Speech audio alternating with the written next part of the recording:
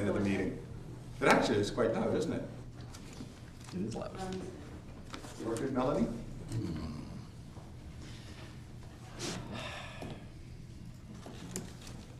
Good evening, everyone. Welcome to Strathroy-Caradoc's regular council session meeting, Monday, 17th of April, 2023, 6 o'clock p.m.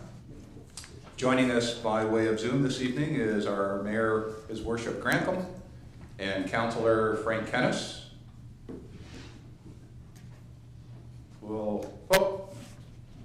Did you want to say something, Your Worship?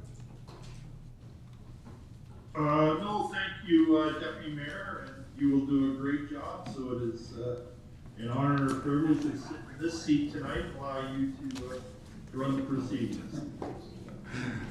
Thanks for the vote of confidence. There is just going to be a bit of a change in our format following the declaration of pecuniary interest, so I'll call for that now if there are any. I see none. We're going to move item 8.2 forward, which is a report on the Caradoc Housing Corporation. This is a presentation by Wayne Mahard. Do we have him online? We do, great. Presentation by Wayne Mahard, legal counsel employed with the County of Middlesex. Good evening, Mr. Mahard. Nice to have you with us. Good evening, Mr. Chair. And I'm just going to jump in here for a minute, Wayne, for clarification, to point out that, in fact, for the purposes of this report and moving forward, Mr. Mahar is counsel for Strathroy-Caradoc. That's important to note. So over to you, Mr. Mahar. Okay, well, through you, Mr. Chair, and Council, you have the report. First, I thank you for retaining my office as your legal counsel to review the corporate governance status of Caradoc Housing Corporation. So let me start by speaking about incorporation.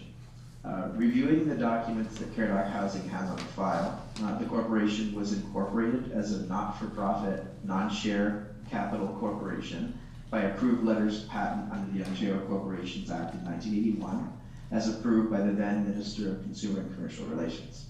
And the purpose of Caradoc Housing, as set out in those letters of patent, is to provide and operate accommodation for persons of a modest income at rentals below the ongoing median current market in the municipality. And so Caradoc Housing has achieved that purpose since 1981 through to present through its management of Parkview Manor for seniors. And the letters of patent and the corporate bylaws of the corporation recognize the relationship between the former Caradoc Township and current municipality of Strathroy-Caradoc as all property in the event of dissolution following the payment of the corporation's debts would be returned to the municipality. So moving on to membership, the corporation's members include its board members and its tenants. Caradoc Housing's tenants are liable to the corporation for the sums levied by the corporation. Moving on to board governance, the corporation's bylaws provide that the corporation is governed by a board of directors appointed by the council of the municipality at its discretion, subject to there being 5 directors, at least 2 of them who must be municipal councillors of the municipality, and the remaining 3 must be residents of the municipality. With respect to Caradoc Housing's meetings, several pieces of legislation are at play, given that Caradoc Housing is 1, an incorporated not-for-profit, and 2, was established to further a municipal purpose. So the default under the old Corporations Act and the newly 2021 passed Not-for-Profit Corporations Act is for the corporation's meetings to be closed. However, the Municipal Act 2001 also applies to Caradoc Housing, which recognizes Caradoc Housing as a local board.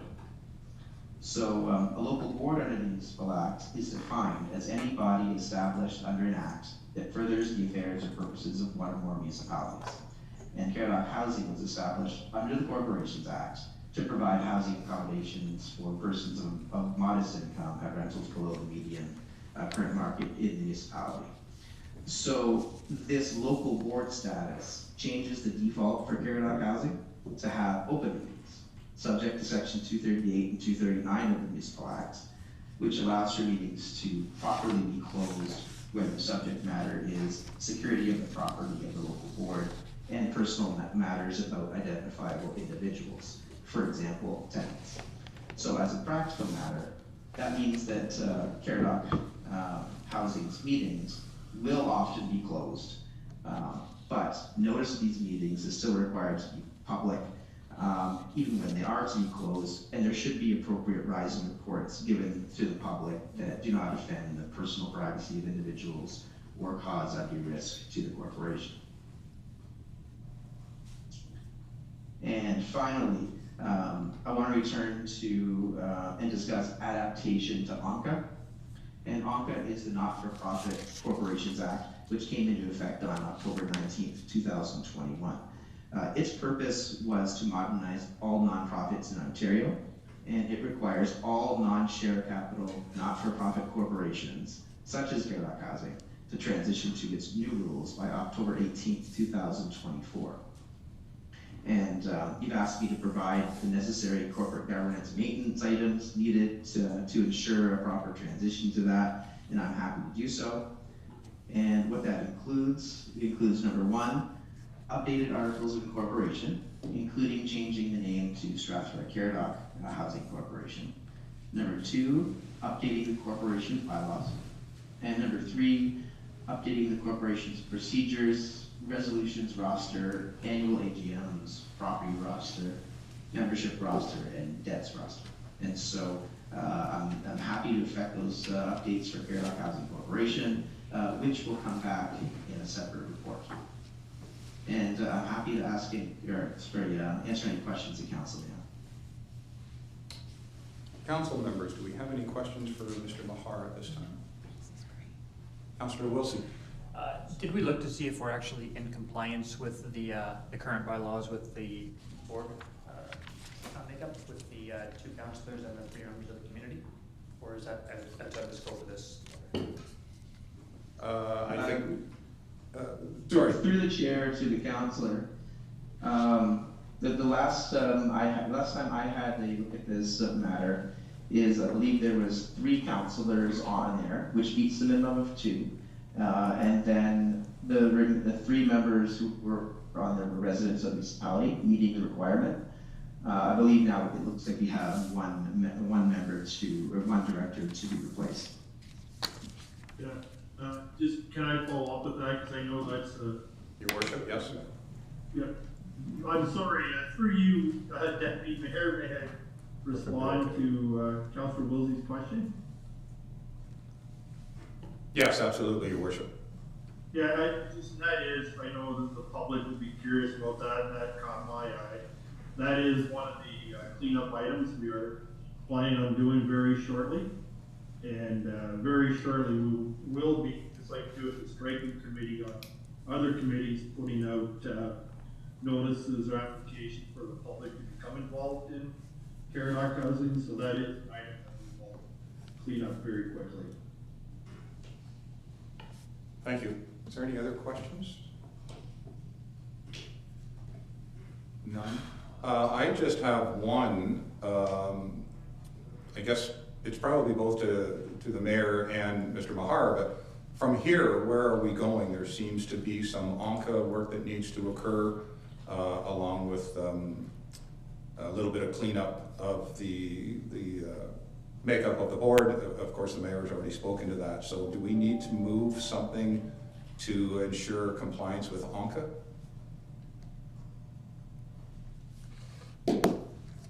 I can respond to that one if you like. Yeah, so through you, Mr. Chair, we don't have to do anything right now because all the updated items, I can go ahead and do them and bring those back through a separate report, which will be a public report. And it will update all of those things as needed, and it will look for a resolution from the council at that time. And council's fine with that. Do we need a motion for that, or is that already been motioned or undertaken by council? We do not need a motion for that? No. CAO? Okay, great. So that's going to occur. Wayne's going to undertake that and report back to council, and that will certainly help move this along. Councilor Hipple. Thank you. Actually, it's just a comment. So when I first read this, I just wanted to say it was a really, it was a pleasant surprise to be able to read it and to actually understand that we had this, because I don't think any of us actually understood how everything had worked, or myself. I shouldn't Band-Aid and blanket everyone in here, but there was a few of us that didn't understand, so it was really nice to see this, and I really appreciate you putting this together and bringing this to us. It means a lot moving forward. I would agree with that comment wholly. If there is nothing else, I will thank Mr. Mahar for his report this evening, and I look forward to receiving your next reports on the items that you have spoken to. And with that, if there's nothing else, we will move on with our agenda. Thank you, Mr. Mahar. Okay, I thank council for the comments, and I appreciate you having me. Thank you. So we'll go back to item 2 on the agenda, which is presentations, delegations, petitions 2.1. We have a delegation from the Middlesex Federation of Agriculture. Mr. Brian Farquharson is an MFA director and is here to present to us this evening. Actually, I'm just here to introduce our Vice President of the Middlesex Federation. This is Patrick. Would you like to introduce him? Sorry, I don't have his name on my sheet, but if you'd like to introduce him, that'd be wonderful. Hi, I am Brian Farquharson, and this is our Vice President of the Middlesex Federation of Agriculture, Patrick Berkeley. Thank you, Council. Yeah, it's nice being able to come here and not have a massive big ask. Our real purpose here is to say that we do exist. We're trying to, our mandate as Middlesex Federation of Agriculture is to advance and support agriculture in Middlesex County. You know, we're blessed in this area to have some of the most productive farmland in the world. And it gives a lot of people in this community a livelihood, and our goal is to try and make sure that agriculture in this area is vibrant and viable, and try and make sure that people know what we're doing. We're out here to make food for people. Some interesting stats: there are 2,518 farms in Middlesex County, and we as Middlesex represent about 1,900 members in this region. Some of the key things that we've been doing as a Middlesex Federation, we've been supporting Food for Our Future, which is a radio show in London with Peggy O'Neill, and it talks about agriculture and what it does in the community. Buy local. Another thing that we were rather involved with and quite proud of is that Middlesex, along with Lambton County, Huron County, Elkin County, Chatham-Kent, Essex, a lot of local federations, we all kind of came together along with the Ontario Federation of Agriculture and put $50,000 into the Children's Museum to have a section in there to talk about what agriculture is. Another thing we've been trying to do to get some knowledge about what agriculture is and what's going on in the fields around us is we've worked with the county to get some large signs that have different crops, and so hopefully we'll have them out about the county this year that just says, if you're driving by a cornfield, it'll say that's a cornfield and this is what corn goes into and what all it makes, and how that, you know, just to give those who, you know, didn't have the benefit of growing up on a farm or, you know, going to visit grandma and grandpa on a farm, a way to kind of get a sense of what's going on in the landscape around them. We have for a long time, as the Middlesex Federation, supported 3 scholarships, so we have $3,000 scholarships that we put out every year, awarded to individuals who are pursuing post-secondary education that will benefit Middlesex agriculture in the long run. So if it's someone who's going to Ridgetown to study ag science, or someone who wants to go into study for mental health to help farmers on that avenue, we've supported a lot of those types of things. Just as a point, I'm sure council, anyone that was at county council heard this number, 319 acres a day, which is the amount of, I looked at the last stats can, and basically we were losing 319 acres a day of agricultural ground to development.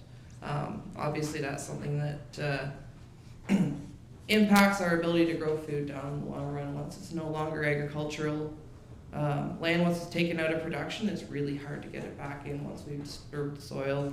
And so, you know, I guess our ask would be that, you know, development is responsible and tries to make sure that we're preserving that valuable resource that we really can't replace. And lastly, I'd say we're here to help. If you guys have questions about agriculture in Middlesex, you want resources, you know, we're here. You know, in our affiliation with the Ontario Federation of Agriculture, we've got there's a large policy staff that is well researched on a lot of issues and topics. So, yeah, if you've got any questions about agriculture, we're us. And yeah, I guess if you have any questions of us, by all means. Council members, any questions? If not, I'll just say thank you very much. I did have the benefit of hearing the presentation at county and some of the information that was coming through from there. Obviously, in our community, agriculture makes up a vast amount of our land mass and is extremely important to the economy of Strathroy-Caradoc. So I think it is something that's probably mentioned in almost every one of our conversations. So I thank you very much for your presentation. Awesome. Have a good evening. Thank you. Have a good evening. Next up is 2.2, the Drainage Act, Section 78, request for a major drain improvement on the Leach Drain, 1948. Who is speaking about that? It's just, Chair, so that's just a petition that was received, so it's just reading and taking recommendation. Okay, so that's just part of the document here that I was reading earlier then. Is there any comment about that? And if not, oh, sorry, Councillor Wilsey, pardon me. Just reading this file, I don't really know where this is or what's being proposed, just that there's a change. Is there more information on that, like a map or what's being proposed? I just see it says changing the course of the drainage works with a concession and a lot number. Yeah, I just see Jake has zoomed in with us, so Director Strauss. Yeah, through the chair to Councillor Wilsey. So this is actually formerly was called the Weed MD parcel. They did some alterations to the existing leach drain. It actually was not through the Drainage Act. What they did without authorization, and this is there's a result of these works. The neighboring properties, both east and west of the former Weed MD property, they do have some drainage issues as well as we do with our right of way. So this is to improve those. At this point, we're just appointing streets to undertake the works, and then we will bring a report back to council at a further date. Anything further? Just being it was something that they did that was not approved. Are we going to be trying to recover costs from WeedMD or anyone else who's modified the drain? Director? Is that something we could pursue? Sorry, I was having trouble hearing that. Yeah, absolutely. So the question from Councillor Wilsey was, are we seeking, or is there a method by way we could seek costs to repair this which was not done appropriately, I suppose? Thank you. Through the chair to Councillor Wilsey, through the Drainage Act, most of the assessment would likely result in being charged back to that property owner who has taken over that former site. So I think that answers your question, but that would result out of the drain report from the engineers. Great.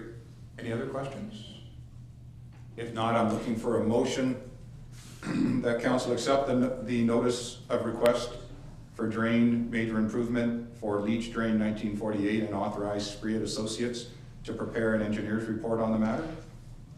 Councillor Pelkman, Councillor Brennan, all in favor? Not in favor?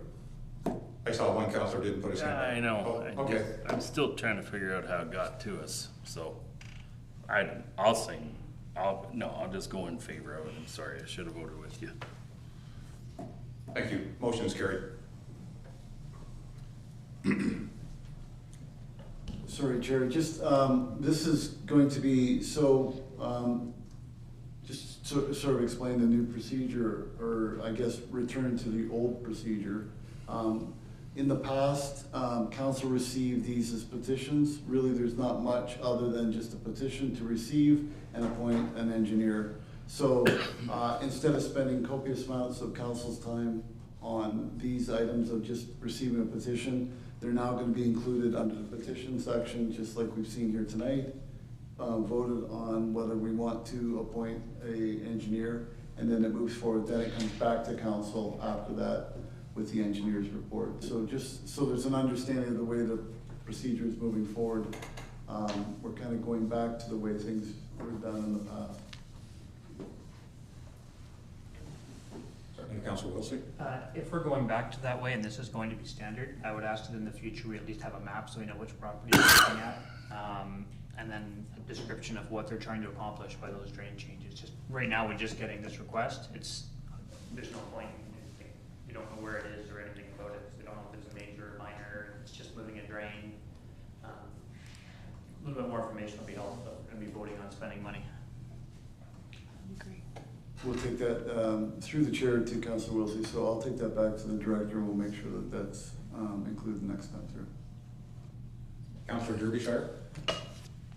What does the engineer's report cost us? Like, normally if someone petitioned this, it would be the landowner, right? Petitioning it to have a fix done.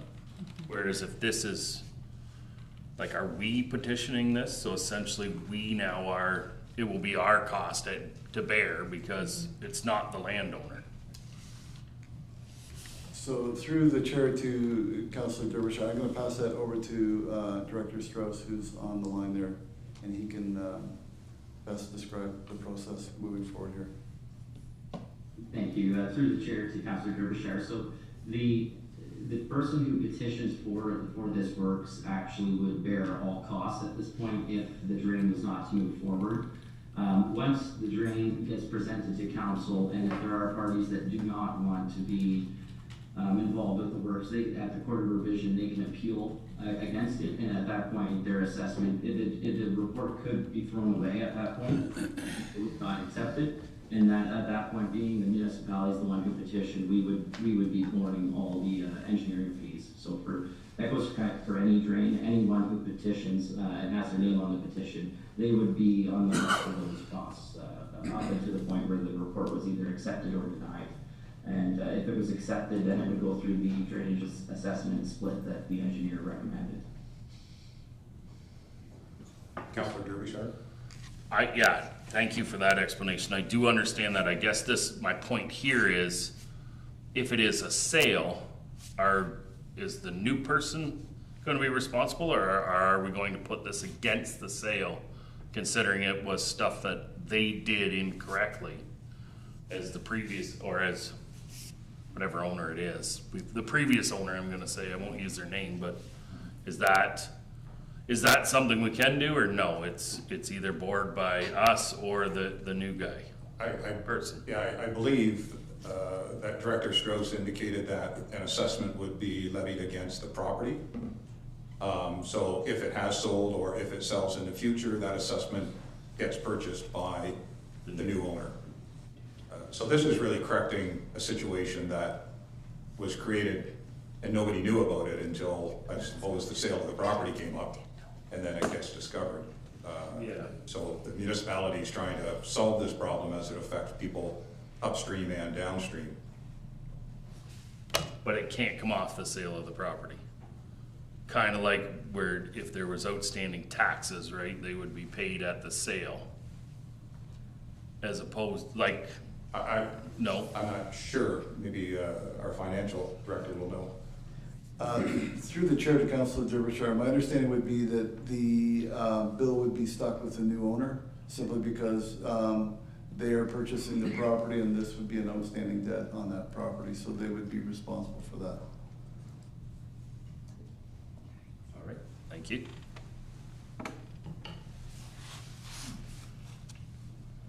there anything else with that? I think we've already passed the motion to accept the recommendation, correct? Yep. If there's nothing else, we'll move on. There's a public meeting 3.1. The first public meeting is in regards to 9213 Thorn Drive. And there's Aaron Besh, our planner. Welcome, nice to see you this evening, and you're gonna present this report? Oh, sorry, I need a motion to open the public meeting, pardon me. Thank you. Councillor Brennan, Councillor Pelkman, all in favor?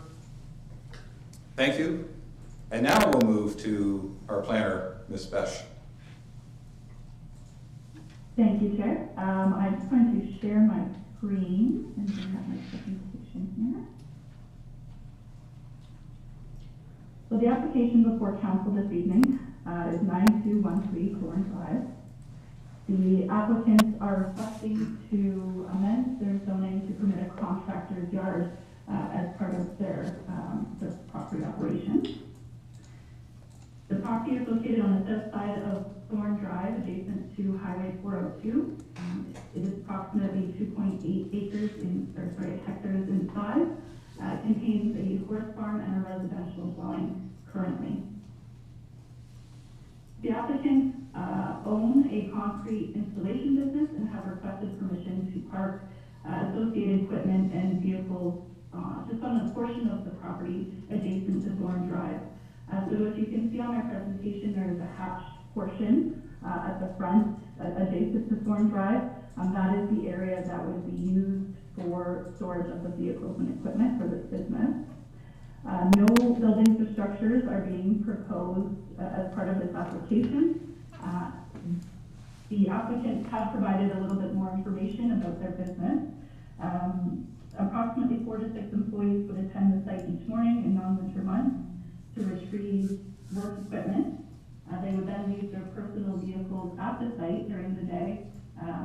And the majority of employees would not actually be attending the subject site. They would be taking their vehicles directly to the job site and not attending or causing additional traffic or anything at this particular location.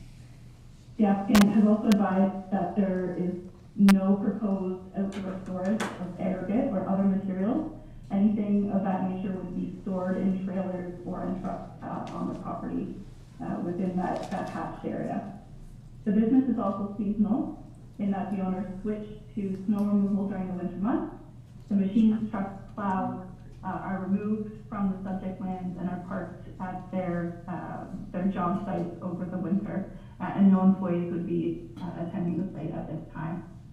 There is also an existing access along Thorn Drive in the existing fence that is proposed to be used as part of this operation, which is completely separate from the driveway that is used to access the residential dwelling as well as the existing barn or the horse stable itself. This use would be considered an on-farm diversified use, which is permitted in the agricultural area. So long as, there's several criteria that I go into in more detail in my report, but the primary sort of criteria for these types of uses are that it is limited in size. So the province provides us with approximately 2% of the lot can be used for these uses. And further that operation of the agriculture that is going on the site already, that is not to be impacted or any off-site impact on adjacent agricultural uses in that. So my evaluation included this criteria from not only the province, but also policies included in our own documents. So the proposed rezoning this evening, we are looking for a rezoning from an agricultural smallholding zone to a site-specific agricultural smallholding A2-22, 33 zone. I have a spelling error here. The rezoning would add a contractor's yard as a permitted use. It is also recommended that there's an addition of a holding provision for a site plan agreement, which is one of the criteria for these types of uses, As they are not permitted outright in the agricultural area, they are subject to our site plan control bylaw. So the holding provision would be placed on the property. The applicant would go through the site plan process, and once the agreement has been put into place, the full symbol can be lifted and operations can continue. The application was circulated as per the requirements of the Planning Act. I did receive no comments or concerns from our internal staff. The Upper Thames River Conservation Authority did have an interest in the project, as the property is actually surrounded by provincially significant wetlands. However, the applicant has worked with the CA they have reviewed their proposal and they're satisfied that it will not have an impact on the off-site wetlands. So they have said the CA has no objections to the rezoning application itself. The Ministry of Transportation also offered no objections to the zoning amendment. However, they did want to comment that there may be additional requirements that they will comment on during the site plan control process. No other comments or concerns were received, but I did want to note that the applicant submitted several neighbor letters with their application actually in support of the proposal. So I just wanted to make note of that. The policy and analysis, all of the applicant's proposal, it was evaluated against the provincial policy statement, the county official plan, Strathroy-Caradoc official plan, and the zoning bylaw. This included not only the current policies, but also the adopted policies of the updated county official plan, as well as the Strathroy-Caradoc official plan. So I have drafted a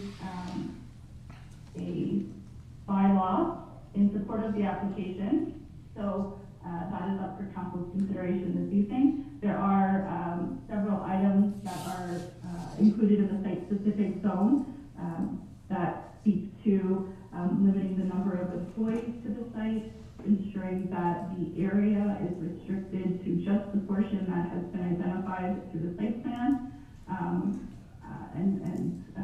I will be open to any comments or questions from council this evening. Thank you. Thank you, Ms. Besh. Is there any comments in support of the proposed rezoning from the public? I don't think we have anybody online, do we? No?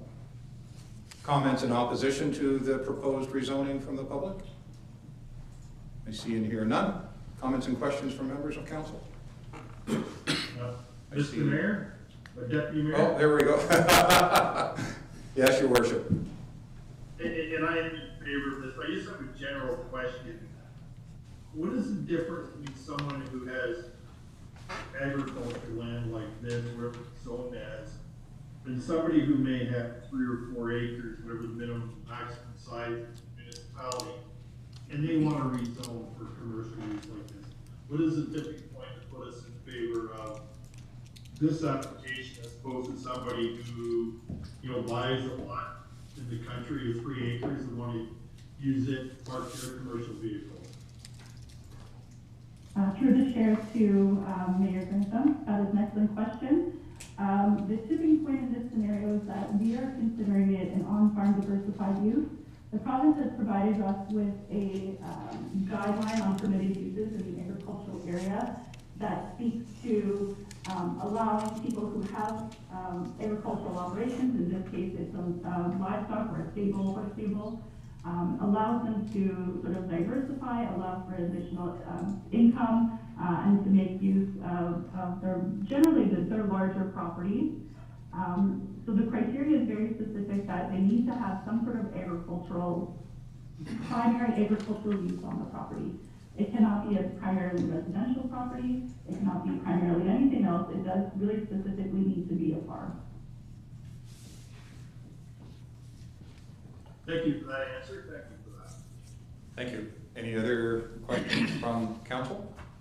I see none. I need a motion to close the public meeting. Councillor Hippel, Councillor Pelkman, all in favor? Carried. Motion passes.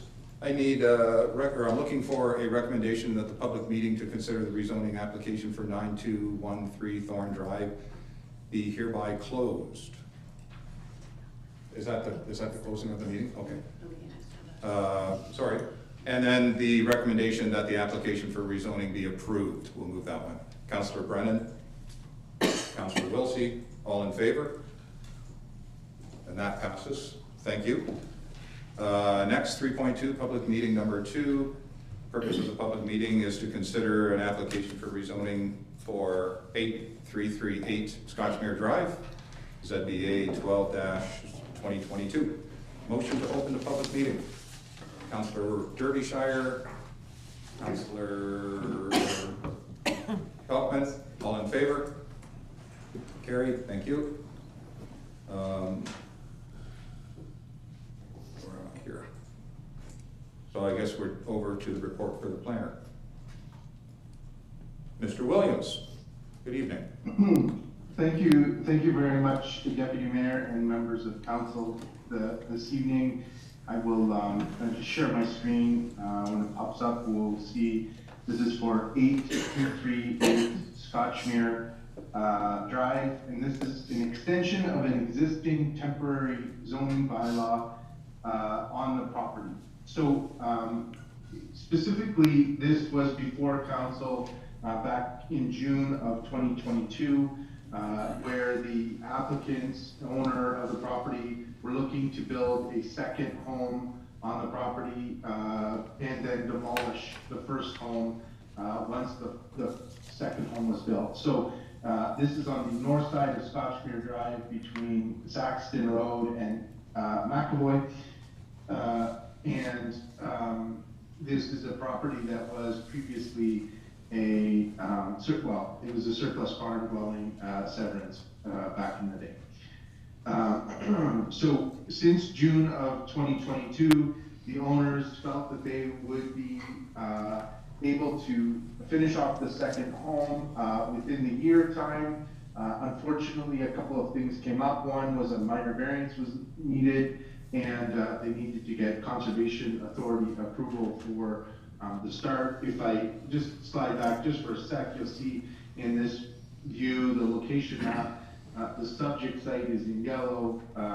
Red is where the Conservation Authority deals with flood areas, and so the area in which they were placing the house was subject to their review. They have received that review and approval, and so from a comments perspective on this extension, they had no further comments. They knew that a permit was required and has been received, and the Director of Planning and Building also has no comments on this.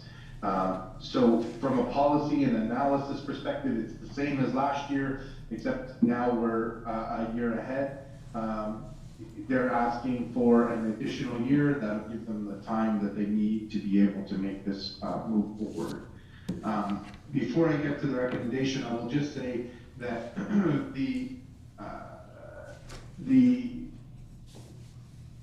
this application is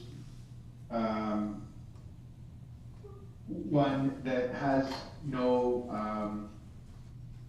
sort of policy concerns, and so it's consistent with the provincial policy statement and conforms with the official plan and county official plans, as well as the local official plan, and represents good planning. There is a zoning bylaw that's on council's agenda this evening that just extends this for the additional year. It also recognizes the minor variance in its text as well. But I will say that this application and this request for an extension, so this doesn't speak specifically to this application, but you'll remember council received a letter previous this year for an extension of a temporary zoning, and they just received the letter. But this is how an application is supposed to be handled, with an application coming in, a report coming forward from staff, and then a bylaw to change a temporary zoning. I won't get into the specifics because I believe that council will remember that one from January, but I just wanted to sort of maybe take a quick second and know this is what one should have looked like if they were doing it the way that it's supposed to be done. The application does carry a fee, and I will say that this applicant is expressed an interest in coming forward to council with a request for fee reduction. That would be on the next council meeting, not on this one, as there wasn't enough time from when they requested it to have a report written in that regard. But I will leave it with that, and I'm open to questions. Thank you. Thank you, sir. Anybody online? No. Comments from the public in support of the proposed rezoning? I see none. Comments in opposition to the proposed rezoning from the public? I see and hear none. Comments and questions from members of council? Councillor Wilsey? Not specific to this one, but with the bylaws, or the proposed bylaws that came out from the provincial government within the last week or two about increasing density on rural lands and allowing second homes, what are the implications to this specific one? If, say, the bylaws change in 3 months, are they now able to keep that house because we've zoned it and let them go another year? Or just wanted to ask how that may work. Mr. Williams? I'm happy to give a partial answer. Is that the province has proposed something in Bill 97, which allows for certain things to happen, but we have to wait and see if that actually becomes the case. So what is proposed right now is for a second dwelling to be located in an ancillary building. In this particular case, these two buildings are probably too close together for one right behind the other. They're basically not on the same foundations, but they're very close to each other and might not be appropriate in the long term. However, it is certainly something that we will continue to keep an eye on going forward. And once we know for sure what the province's final words are, then we'd be able to make a better I'd be able to give a better answer than we'll wait and see. But if I were to just use the words that are out there today, that were included in the legislation, it does appear as though a second unit is permitted on the property. Second dwelling unit, sorry. Any other questions from council? I see none. Looking for a recommendation to close the public meeting. Councillor Wilsey, Councillor Derbyshire, all in favor? That passes. And then looking for a recommendation that the application for temporary rezoning be approved. Councillor Wilsey, Councillor Hippel, all in favor? And that carries. There we go. Thank you. Sorry, I turned my mic off. Item number 4, approval of minutes. So 4.1, the regular council meeting minutes of April 3rd, 2023. Looking for first of all, is there any comments or corrections in regards to those minutes? I see none. Looking for a recommendation that the meeting minutes be approved as written. Councillor Pelkman, Councillor Derbyshire, all in favor? Carried, thank you. Communications. We have the building permit detailed summary report and request for recognition on the World Press Day. The first one, and just one moment here, I've got to pull it back up, I think is the one I'd like to pull out and have spoken about.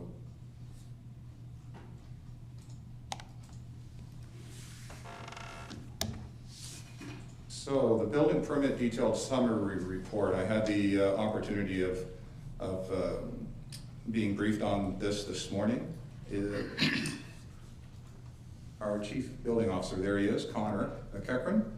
Could you talk to this report a little bit and kind of give us an executive summary as to what is here and and what our best takeaways are on this report. Yes, through the chair. First thing I'd point out is that we issued 70 building permits in the first quarter of this year. So that's on par with other years. Specifically, we're seeing some smaller projects this year within those 70, which is reflected in the construction values. You'll see at the bottom of page 1 there. We did $7 million first quarter of this year. In comparison, previous years we've done 13 to 30 million between 2020 and 2022. So smaller projects, a lot more renovations, additions for residential, some more commercial renovations, that sort of thing. So we're seeing fewer residential starts in comparison to other years. If we get this year, we had 8 new residential units for the first quarter. In comparison, we had 23 to 40 previous years. This is mostly due to market forces and a continuation of the slowdown from last year. Although we are experiencing right now an increase in new applications for some new dwelling units, specifically more so townhouse developments. We've got 2 that are beginning construction, one in Mount Bridges and one in Strathroy. One in Mount Bridges are just commencing construction on the actual buildings this week, and one in Strathroy, they're commencing construction on the services this week. So we're starting to see some more diverse residential developments, which is positive. We didn't really see that in 2022. We're also anticipating another strong industrial year for our municipality. Thank you. I thought that was important for not only council but for members of the public, just to see. Certainly, the building permits are down. The number of them, although kind of consistent across 2022 and 23, 2021 was the spike, but certainly the value of them is down, and then how you were able to lead us to to what we draw out of that, which is we're seeing some development in multi-residential type stuff, which is great for our community. So if there's no other questions on that, is there any other, Councillor Wilsey? I feel like I'm asking all the questions tonight, but the first one is I wanted to just make a comment on the quality of this report. I know over the last few months I've been asking for more detail on staff. This report's awesome. I like that. Very good job, Connor and whoever else put that together. The second question I was a follow-up, just looking at the number of units in Strathroy to Mount Bridges. When we're looking at the official plan, we've got the growth of Mount Bridges to be 2 to 3 times that of Strathroy. But if we look at the number of units and the number of units being equal, with Mount Bridges being a third of the size, do we see a need to revise the amount of growth that we have in the official plan and make sure that we're doing land accurately with the building permits? And how do you see it coming forward with the building permits that we're getting that should be maybe coming up in the next couple of quarters? So why don't I shoot this one over to Director Huff? It's more of a planning issue, perhaps. Thank you through the chair, and perhaps Connor can leap in to correct me if I've missed anything as well. But I think there has been an anomaly in the number of permits that have happened in Mount Bridges that really reflects the fact that there was an unevenness in the inventories between the 2 communities. So at a time when we had 2 very large subdivision applications coming online in Mount Bridges, at the same time our inventory was quite constrained in Strathroy. And so that accounts for a lot of the numbers between Mount Bridges and Strathroy in the last couple of years. So on average, over the long term, I still believe that there will be on average probably a 70-30 split between the 2 communities, especially as we have a number of these larger subdivisions coming on stream in Strathroy. For instance, we have the North Meadows subdivision area, we have the former Cutting lands coming on stream, as well as some lands in the south end of Strathroy. Those are all very large subdivisions that are just in the process of coming online.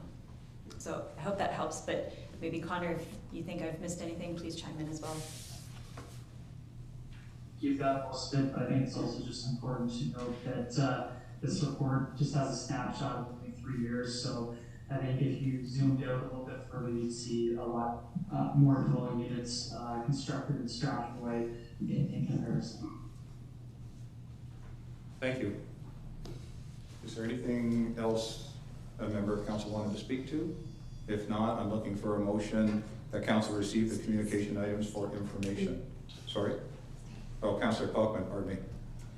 Yeah, I guess I just wanted to speak to what the province is trying to achieve versus what we're seeing in building permits. And, you know, the province is putting in rules for that highly favored developers, and yet even though the province of Ontario is a fairly big marketplace, even they can't affect what's happening in the broader market spectrum, and that, you know, just the fluctuation of interest rates alone is probably the primary reason for the decrease in building permits as people who are investing millions of dollars in the ground before they even sell a house or sell a property are going, whoa, let's just wait a minute here and wait for the market conditions to correct. So, and I think also, you know, the thing that we're probably likely going to see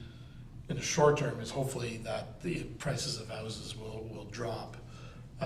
But I believe last week the London Free Press was saying that the inventory of real estate has decreased substantially, which will drive prices up again. And there is nothing in the provincial legislation that, even though the developers have gotten breaks in pricing from the municipality as a result of the rule changes, there's nothing to prevent them from keeping the prices to elevate to where market conditions will dictate the price of housing. So people may still end up paying the same amount for overpriced housing than what the provincial regulations are intended to do. So true. The market tends to drive things more than government can correct them. Any other comments or questions from council? I don't see any. Can we have a recommendation that council receive the communication items for information? Deputy Mayor? Yes. Were you gonna, was that motion for all of them, or could I address, 5 point? Yeah, you can address 5.2, absolutely. Yeah, thank you. Before you move on, 5.2 has come no surprise to anyone who knows me that I would like to speak about 5.2, which is request for recognition on World Press Freedom Day. You know, the right to free speech is something we all take for granted here in Canada and North America, but in other parts of the world, they don't. And I address everybody in the chamber tonight, elected officials, and I know there are people in the gallery and people online. In fact, I received a text message. The fact that we're all able to do what we do tonight is no small part of the work of the media. Historically, the press, and I know we think of newspapers, but any form of media, including Facebook and social media, are doing their part to ensure that we can continue to enjoy the freedoms that we have, and at times it gets overlooked. But I will gladly make my first proclamation as mayor to declare World Press Freedom Day. I'd also like to note that we shouldn't take it for granted here in Canada, because in 1 year we have slipped 6 spots in the World Press Index. I believe we're at 19th, and we're behind countries like Namibia when it comes to press freedom. I think it is important for us to remember that we take for granted the fact that we can disseminate information, have freedom of speech, and share opinions open and freely. We owe that in no small part to the work of the press. So thank you for letting me address that, Deputy Mayor. Thank you, Your Worship. Good words. Any other questions or comments from council on the communications? I see none. Motion that we receive the communication items for information. Councillor Hippel, Councillor Brennan, thank you. All in favor? Motion carried. Thank you. Item number 6, unfinished business. I have none noted. Anybody have any they want to raise? I see none. move on to reports from departments, 7.1, building and planning. And I will turn the mic over to Director Huff. Thank you, Chair. Actually, I think the Chief Building Official, Connor McKechnie, is going to speak to item number 1. Thank you. Thank you. Yes, through the chair, I just got a bit of a two-part report here. The first part being the building permit fee revenue and reserve fund balance. So this report's legislative requirement that we need to do once a year and make public. The report needs to break down our permit fee revenue, the costs associated with operating the building division, and those costs broken down into direct versus indirect costs, as well as the reserve fund balance. So it's important to note that the building division is solely funded by building permit fees and not through taxation. So for that purpose, we needed to establish a building reserve fund to help accommodate the ebbs and flows of the construction industry and to make up for any shortfalls in permit fee revenue during construction downturns to ensure there's not a reduction in service levels. So last year we did collected a total of $540,000 approximately in permit fee revenue. Our costs were approximately $673,000, with 607 of those approximately being direct and approximately 67 of them being indirect. So we ran a deficit last year of about $133,000, which was due to the construction downturn in Q3, Q4 of last year. So we drew on our reserve fund, which had an ending balance of about $1.3 million, which is healthy enough for our division. The second part of the report is development charge indexing. So the municipality's 3 development charge bylaws provide provision for indexing development charges based off of StatsCan construction price stats. This increase can happen without having to go through a fulsome development charge study. It makes up the sort of difference between anticipated costs versus actual costs due to inflation. The bylaws state that the development charges may be adjusted, and for this purpose, staff are looking to council for direction on how to apply these provisions. So we've come up with 3 options for council to consider.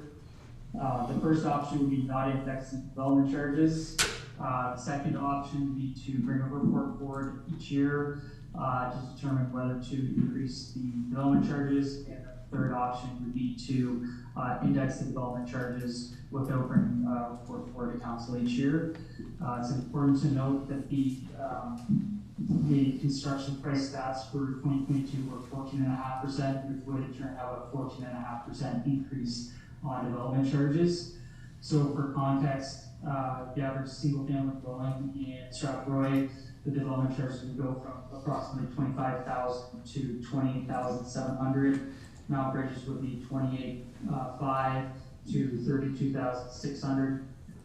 And then rural would go from $9,000 to approximately $10,400.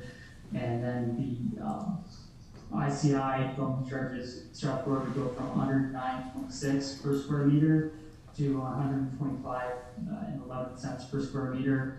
And then Mount Bridges would go from $196.67 to $221.76 per square meter. Thank you. I'll ask for comments in a moment, but I'll comment on this first. This is a great report, and I appreciate it. Thank you very much. What I'd like to focus on is the development charge indexing.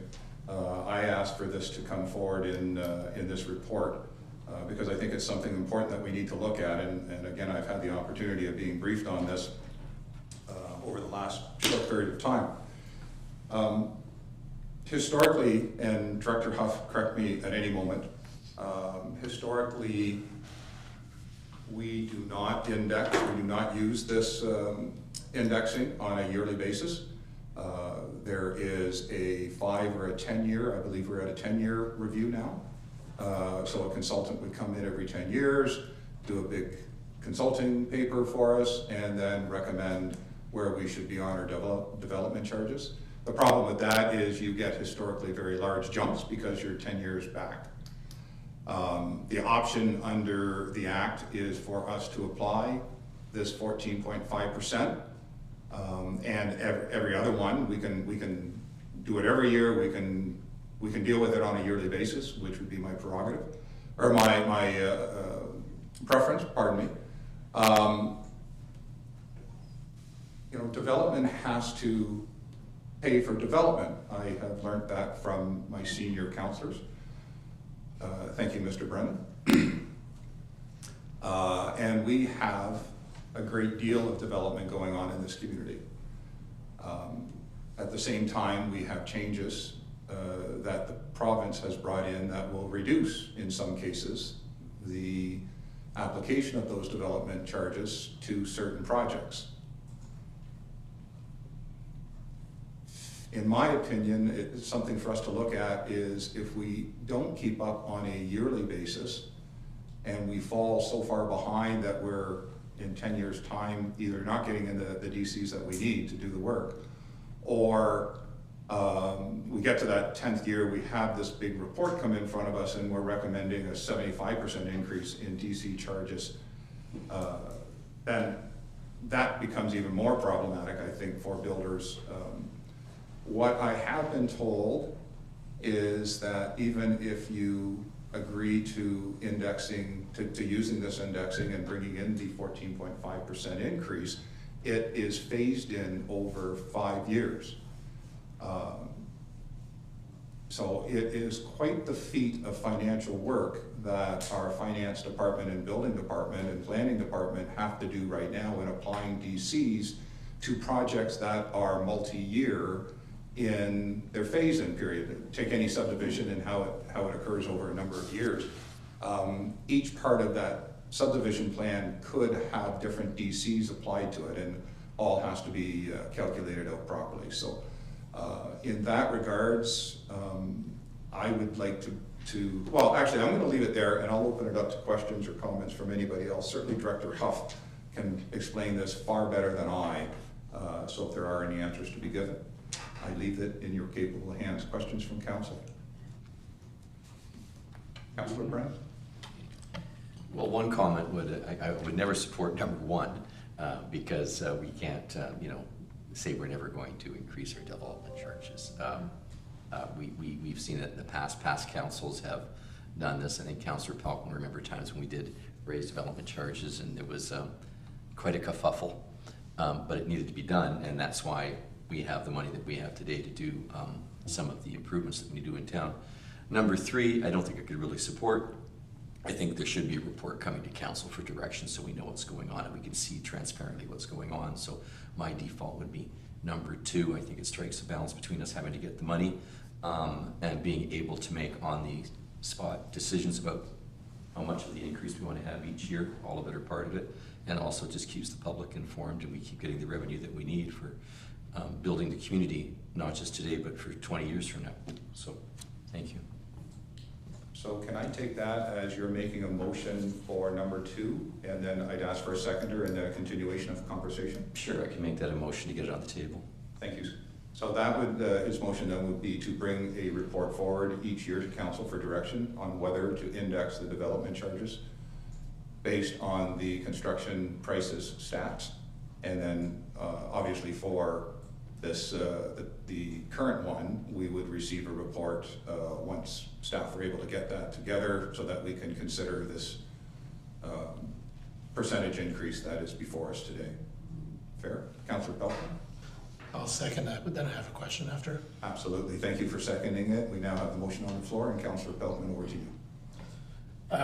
My only question about this, so what happens to, say you have a larger project and then midstream in that project that the development charges change.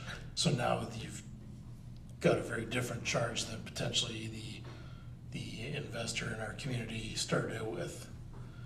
I'm just wondering how our staff has handled that in the past. I heard this morning, but Director Huff.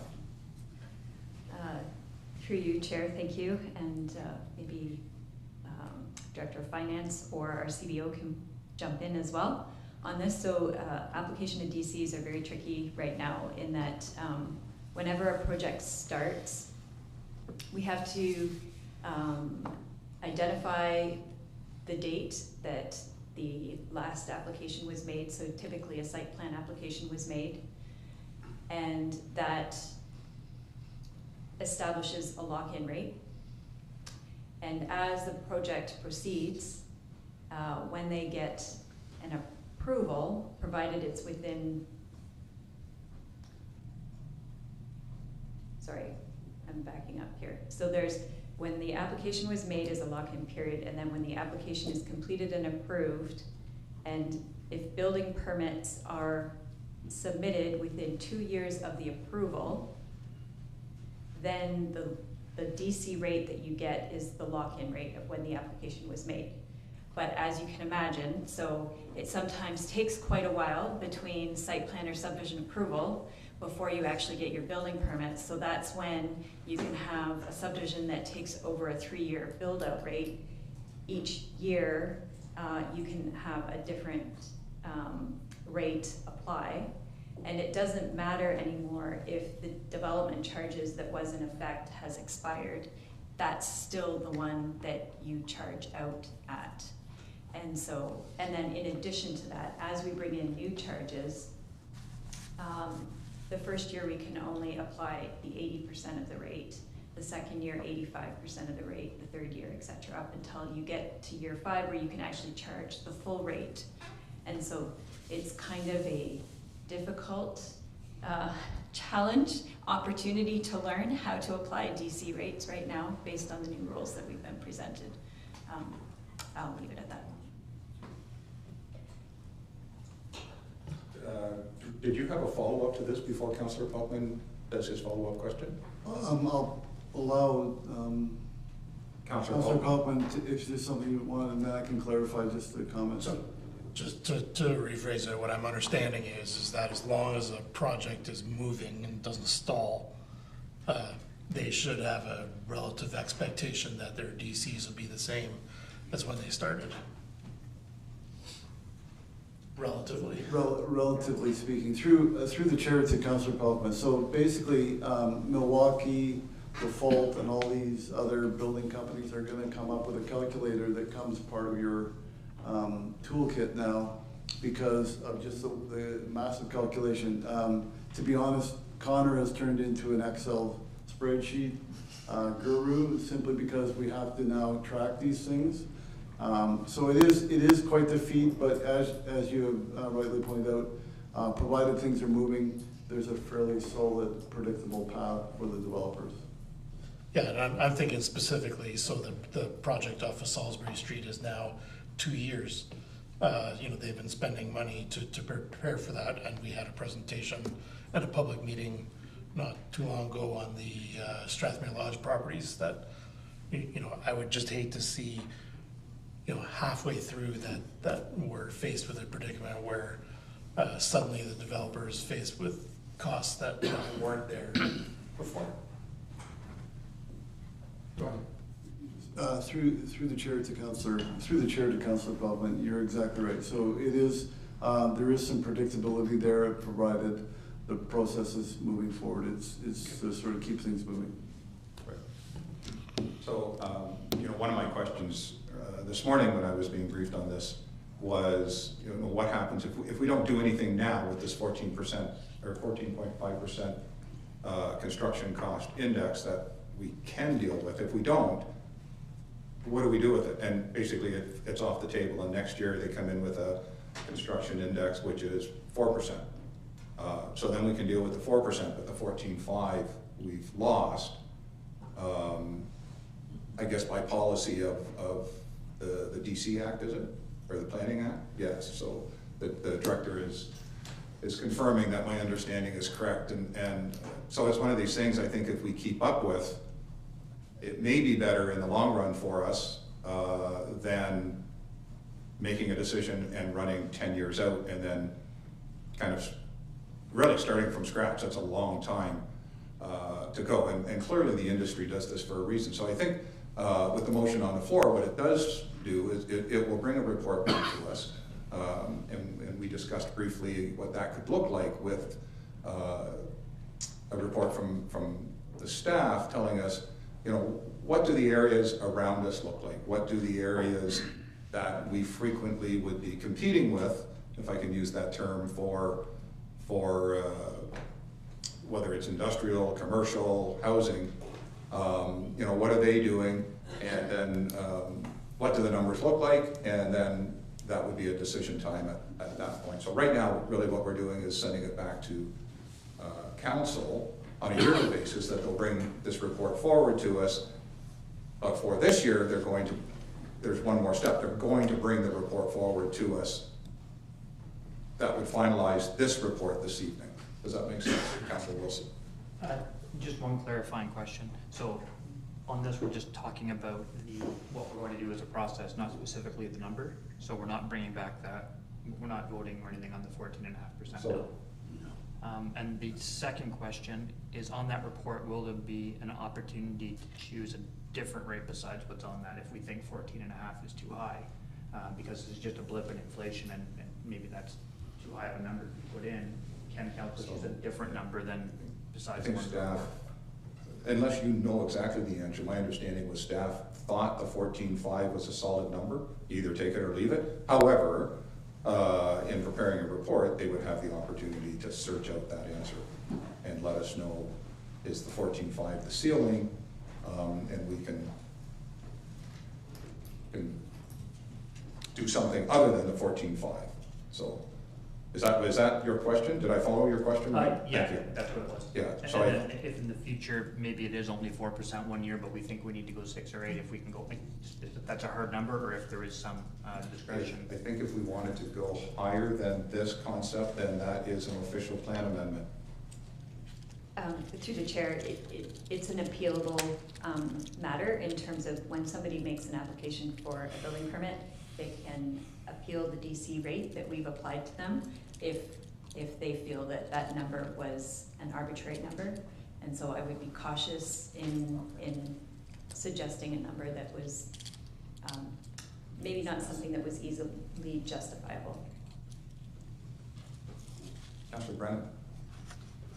Thank you. And when the report came in, I'd like to also maybe request that we could see in real dollars for, say, a residential lot, what our comparables would be to communities maybe of our own size, and maybe communities within our geographical area, which might be another way for us to evaluate the number.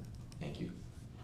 Yeah, so I can let you know again. I had the benefit of doing these briefings in the morning. So I was talking about other communities in Middlesex County and other communities that are very close to us that are similar to us, where sometimes again, we may be competing for industrial commercial type development. So those discussions have been had, and certainly if there's something specific that you want, but yes, I think that is where our general conversation occurred this morning. So if there's any other questions, I'm looking at Mr. Kennis or Councillor Kennis, Mayor Grantham, nothing there. Councillor Derbyshire, how can I miss you? Eh? That's okay. I just was going to follow up actually when you ask about comparables. Why is Strathroy and Mount Bridges different? How come they aren't the same thing? And I understand rural being different because rural doesn't require the services, but if you know, that's fine. I'm just simply asking. That's a great question. Thank you. Through the chair to Councillor Derbyshire. So back before 2018, we did only have one charge generally, but in around 2018, we understood that there was some development happening in Mount Bridges that would require some significant infrastructure improvements. And so we undertook a special area specific study to look at the costs of that particular infrastructure. It's infrastructure that only benefits Mount Bridges. And so it was thought that Mount Bridges residents would have a charge separate than the rest of Strathroy, the settlement area of Strathroy, so that they would start paying into a fund to collect the money for them when we have these infrastructure projects. And namely, those projects back in 2018 were the extension of infrastructure along Adelaide Road, Park House Drive, and the improvements of the roads. So Park House, Falcon Bridge, and then Ruffin Road, kind of that ring circle around the municipality. And so we started collecting for a charge for that.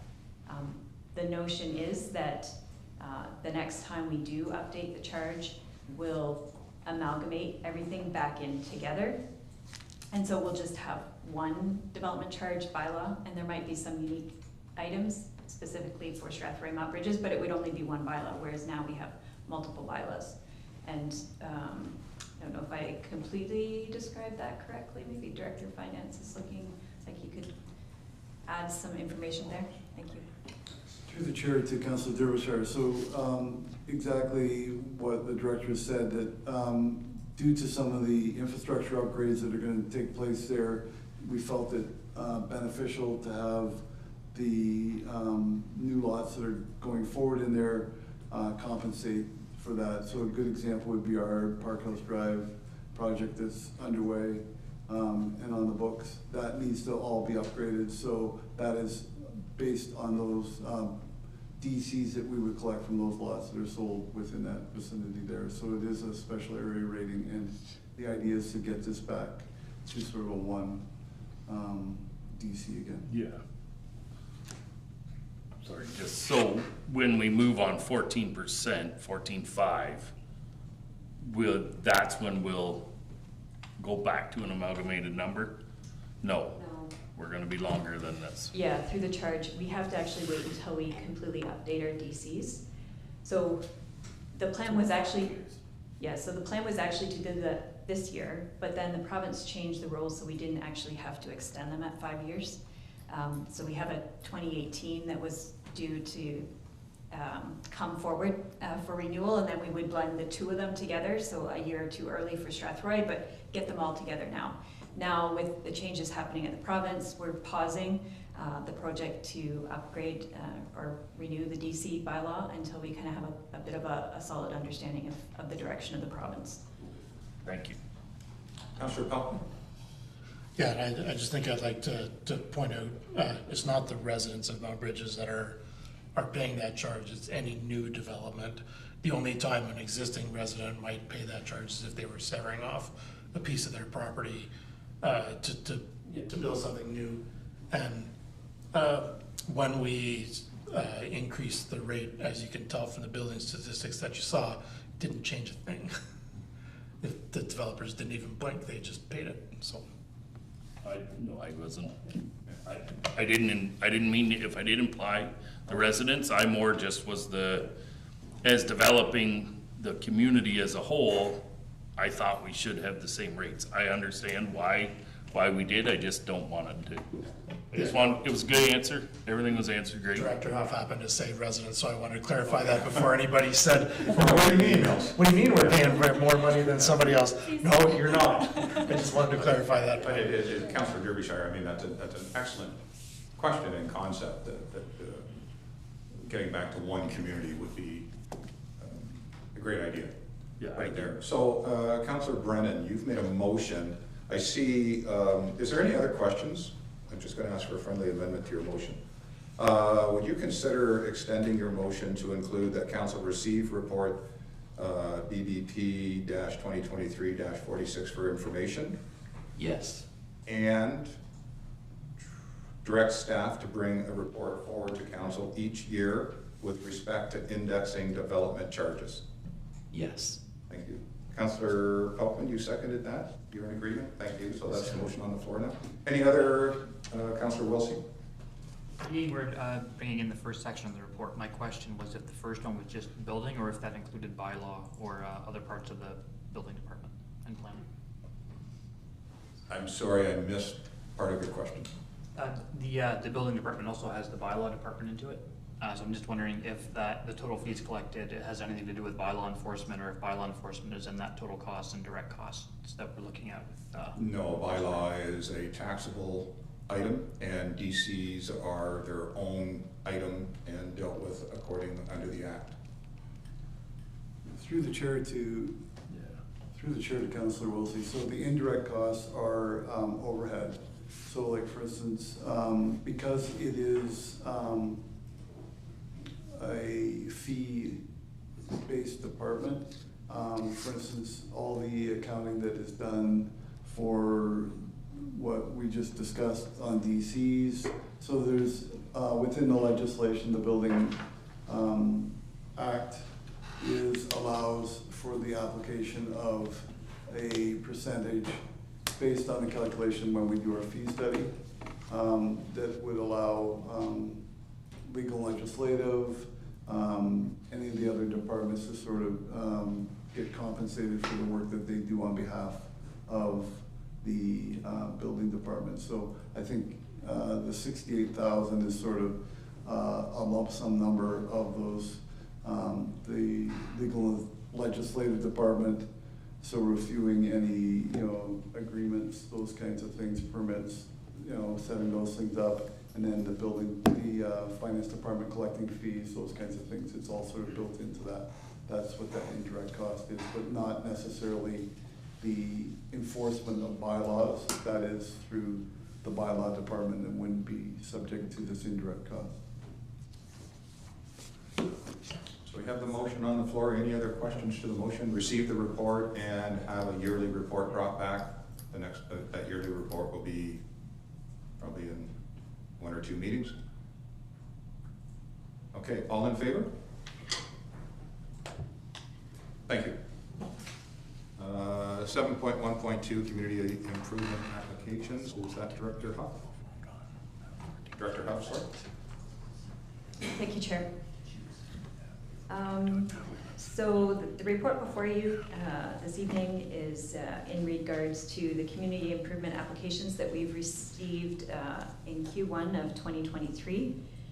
So the recommendation before you tonight is that we receive report BBP 2023-47 for information, but also that Council approve a CIP application for Norbeck Architectural Inc. related to an industrial manufacturing facility being proposed in the Mullner Industrial Park under the Urban Economic Development Program stream to a maximum amount of $500,000.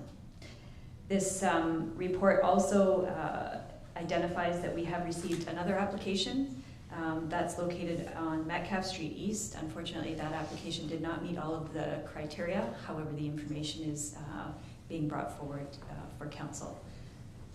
So to provide some background just on the first and the application being recommended for consideration, it's under our economic urban development stream that is actually, I would say, the primary stream that we use when we are trying to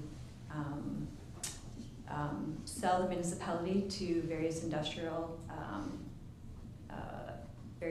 owners looking to come into the community or are evaluating our community relative to others in the province. I would say we are often contacted almost on a weekly basis by proponents looking for industrial land, and they're looking for industrial land anywhere between Sarnia to east of Toronto to Niagara. And so we found that this one particular program is quite successful in helping us secure interest in Strathroy-Caradoc. And so Norbeck in particular, you may have heard of that this is a new manufacturing facility producing prefabricated walk-in coolers and freezers and doors, as well as architectural insulated metal panels for building envelopes. And so they have applied under this program. This program is evaluated based on a point system. That point system has also been attached to the report. They actually would have, based on the point system, actually been able to apply for even more funding than this. However, what the recommendation before you is based on our 2022 budget, as well as a little bit of money being proposed to come from the 2023 CIP budget.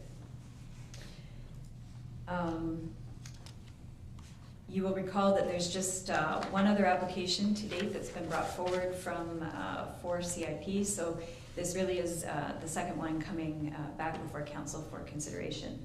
So this was considered internally by the CIP Review Committee that's comprised of the Director of Finance, the Economic Development Commissioner, Director of Community Services, myself, as well as also, well, assisted by the CIP coordinator, Eva Baker. And so we're bringing forward a recommendation for council for consideration. I'm happy to answer any questions, and I will leave it at that. Thank you. Thank you. I will note again at our briefing that, of course, in the 2022 budget, there is about $315K. So if we approve the 500, we're approving money that we haven't approved yet in the budget, which was a concern and a question I had this morning. However, one of the reasons we may choose to do this would be because it has to be approved prior to construction, and construction potentially is 30 days-ish out if all goes right. So that is a secondary thought for us, as opposed to either, I did question about splitting it up, giving what we've already done in the 2022 budget and then doing the rest. The director would prefer to deal with it all at once, and deferring it could kill the project, because if they start construction, then they're not open to the money. Councillor Pelton. So if I remember correctly, the purpose of switching the CIP to the way we did was not only to help us sell industrial land, but targeted to projects specifically that weren't automotive in nature, to diversify our economic base, so that in the event of an economic downturn, we're insulated somewhat by having a more diverse economy. And I think this fits the bill perfectly, that, you know,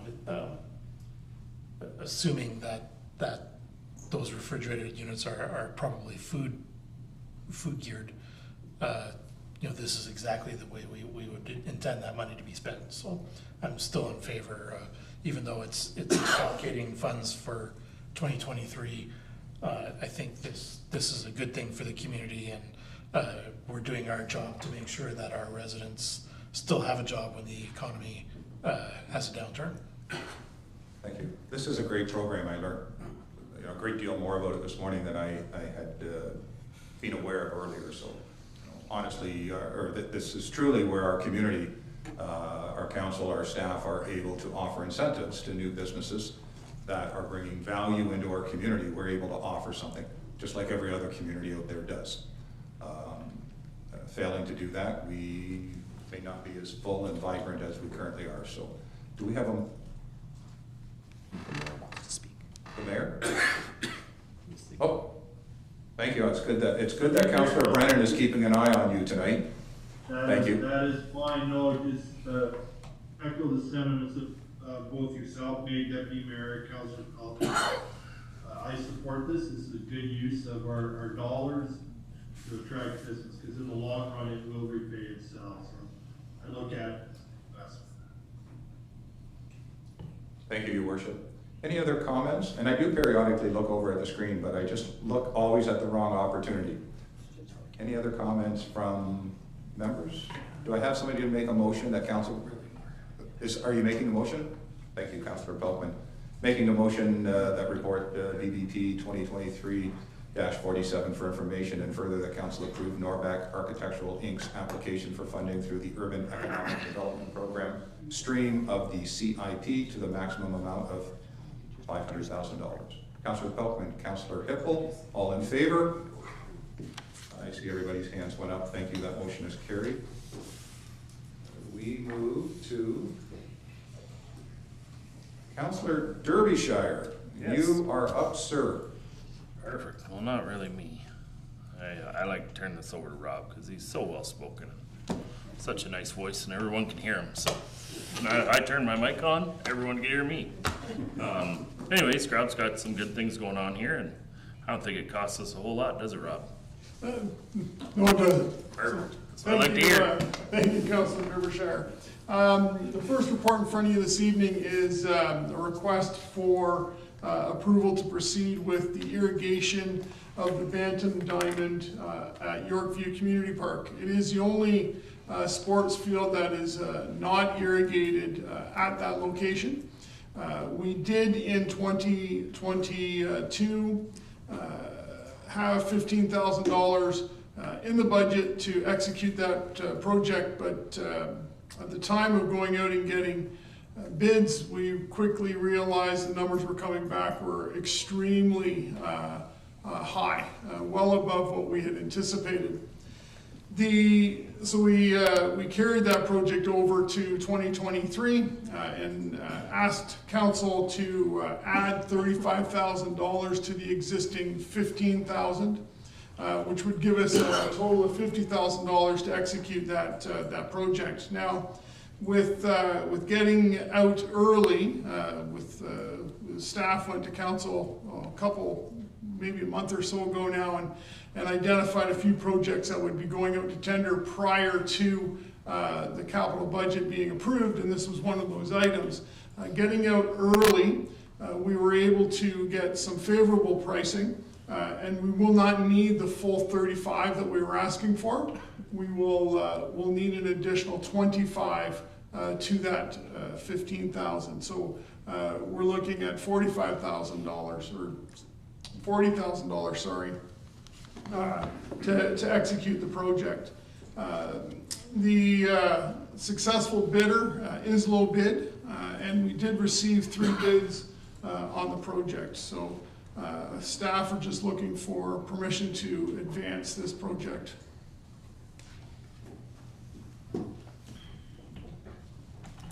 Councillor Wilsey? Just a question on the price reduction, Director Lilborn. We're up to 40,000, but I see the quote is only for 33. Can you explain the difference between the 33 that the quotes? I realize there's a contingency in there, but a $7,000 contingency on a $33,000 project seems like a lot. I'm wondering if you can explain that. Certainly, through the chair to Councillor Wilsey. The leftover funds will be utilized to do soil remediation with regards to any soil damage or grass damage that needs to be done to get the sports field back to playable condition. It may not be $7,000. The $29,000 plus HST, what you see there is purely for the irrigation.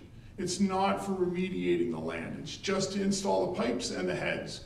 To keep the costs down, staff chose to take on that task of remediating the soils. Excellent. Any other questions? Did you want to take over there, Councillor Derbyshire? Well, whatever. It's however you want to. I'm just kind of walking around here. No, so go ahead. Just keep rolling. Thank you. Any other questions? I see none. Can we have a motion then that report CS 2023-08 titled Bantam Diamond Irrigation Tender Award be received for information, and further that council approves the award to Blue Jay Irrigation for a value of $29,121.71 plus GST. Councillor Wilsey, seconded Councillor Palmer. All in favor?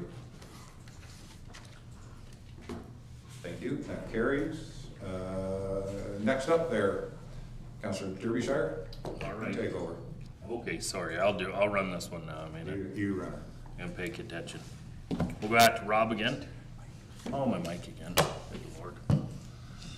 Having a good night, hey, John?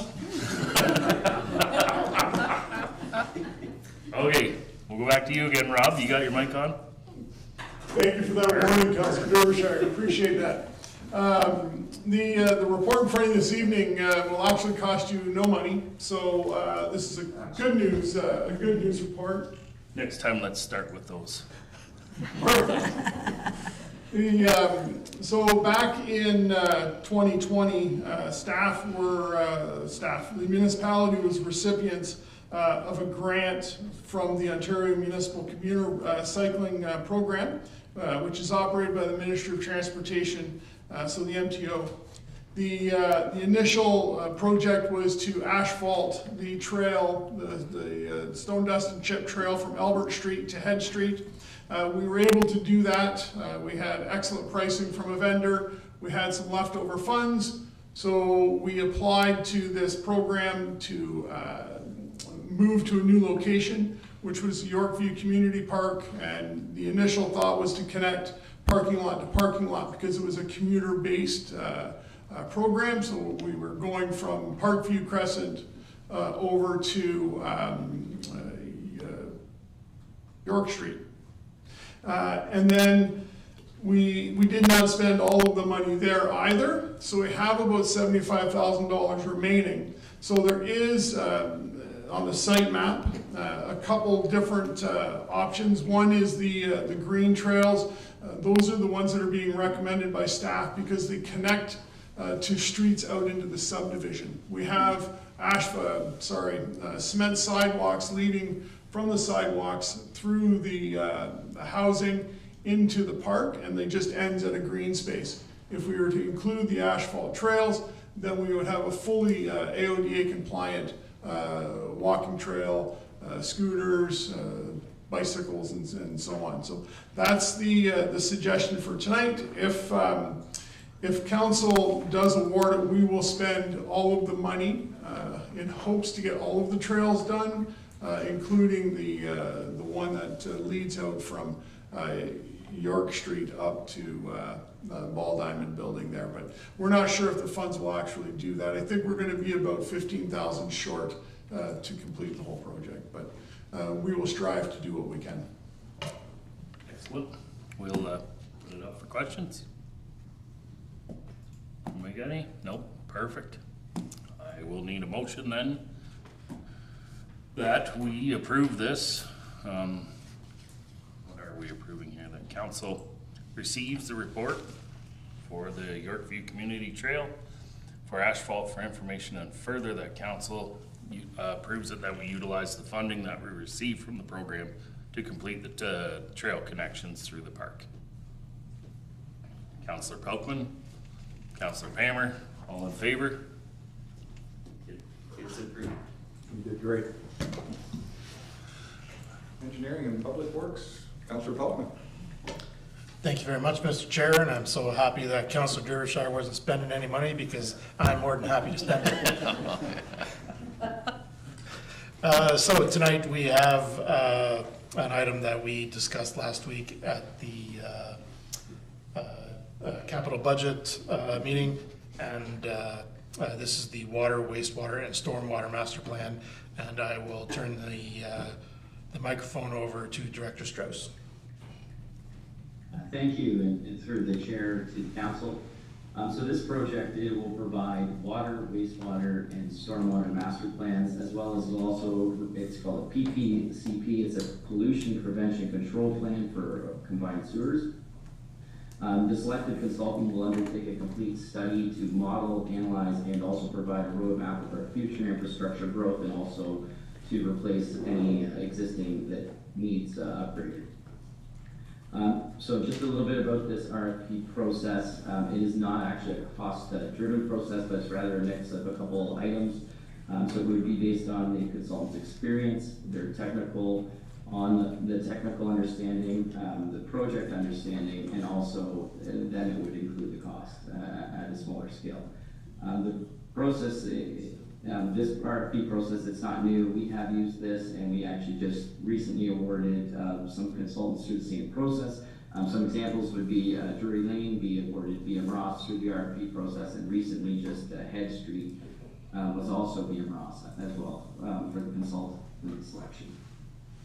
So through the public bidding process, we did have 3 bid submissions received, and the evaluation team unanimously selected R.B. Anderson as the best proposal. So I'll leave it at that, and then I'll just open it up for any questions. Alrighty, I will open the floor to any questions from members of council.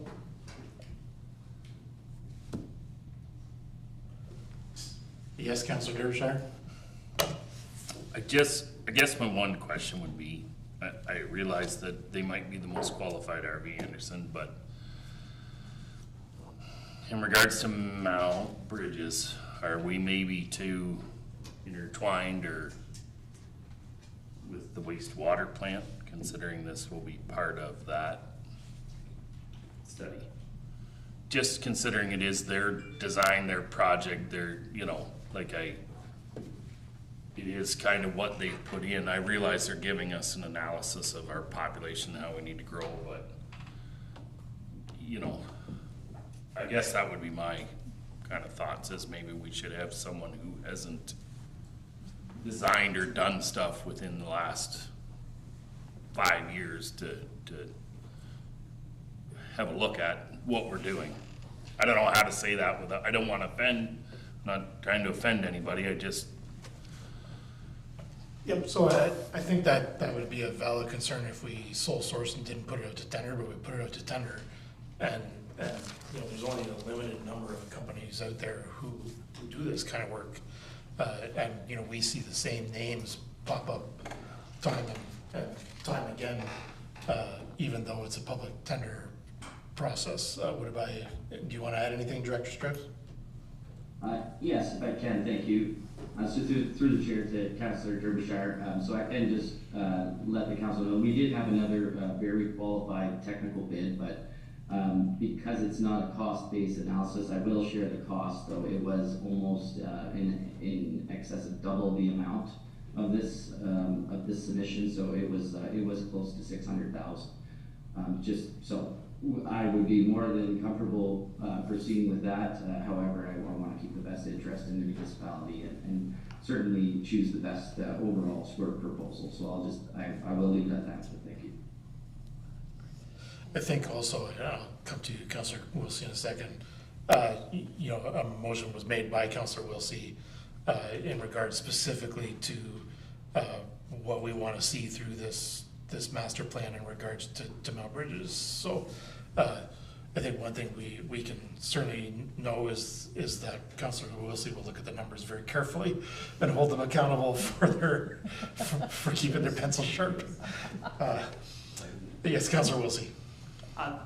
Outside of the cost, being it wasn't a cost thing, what was the difference in scoring? And maybe in the future, if we're doing ranking, we should actually maybe, would it be a benefit to list what the different bidders were all rated? Because if it's just a cost, maybe if the cost was the only function that was different, but we liked all the technical aspects better, I'm not opposed to spending more money for better work. In my private life, I don't always buy the cheapest equipment. Matter of fact, the cheapest equipment is usually not the best choice. So just some questions on that, detail and the technical, and maybe that RV Anderson possibly has an unfair advantage because of all the consulting work we've already given them and paid them for. And RV Anderson was not the cheapest either. But Director Strauss, perhaps I'll turn it over to you to explain why we're not seeing some of that information. Yeah, so thank you through the chair to the council, or Councillor Wilsey. So it is and I'll use, it's a protected process. For an example, if I just decided to start my own consulting business tonight, it wouldn't be right for me just to take somebody else's proposal and then I have all I'll call it their secret sauce. So restaurants don't just go out and sell their sauce and tell you exactly what's in it, and then or any supplier of that nature. I kind of wanted to jump back to the technical aspect. So RV Anderson actually did score the highest in the technical. Their cost was not the lowest, but it was within under $1,000 anyways of the lowest proposal. Overall, they did score an 85 out of 100. The second place scored an 80. That did come at almost double the bid of RVA, and then the third place company, who was the lowest by less than $1,000, scored at a 70. So their score was certainly brought up by having the lowest score, but the technical certainly did not meet our criteria. So, am I correct in, instead of using the term special sauce as propriety, they're protecting their own knowledge and process through the private bid process, and is that something that's commonly used through other municipalities? It is, yes, it is. Yeah. All right, Councillor Wilson. Yeah, I wasn't asking to show their bid. I was asking to show their scores on our matrix, so that we could see how they scored in the different ones. Understanding with everyone, you don't want to share the proprietary information, even though it's part of a tender. But I was asking just to show what their scores were in the different ones, so that as a council, if we're coming through, we can have the most information if we do want to question the report. Not for this particular one, but maybe in the future. Yes, Deputy Mayor McGuire. I actually really, I enjoyed the question. I like the question. I really like the answer. It defined everything out. I think that could be helpful in the future is, the report is the report, but when the report is delivered, that executive summary that lays out, here's what we were faced with, was a great 2-minute blink that settled it in my mind anyways. So I thought that was great. Thank you, Director Strokes. Any further questions on this item? If not, then I'm looking for a motion to approve. Councillor Kennis, I know you've been trying to make motions in the past, so I'll choose you to make a motion tonight, so everyone's aware that you're here, and I'll let Mayor Grantham second that. Are there any further questions? I'm looking for an all in favor then. Anyone opposed? That's passed. Thank you very much. And I will turn the meeting back over to the Deputy Mayor. Thank you, Councillor. Chief Administrative Officer's report. Thank you, Chair. For the first item about the vaccination policy, I'll turn it over to our Director of HR, Doug Payne. Yes, thank you, CAO. Thank you, CAO Chair. Good evening, Council. So the report before you is the update on vaccination policy. Before I get into it, I'll give you a high level of the report. It's 4 pages long, so I don't need to go into too much detail of the pandemic, where we were, as we move forward. So back in 2021, we created a vaccination policy for the municipality. Due to COVID and some of the recommendations from our local health unit, provincial guidelines, etc. So it's the background.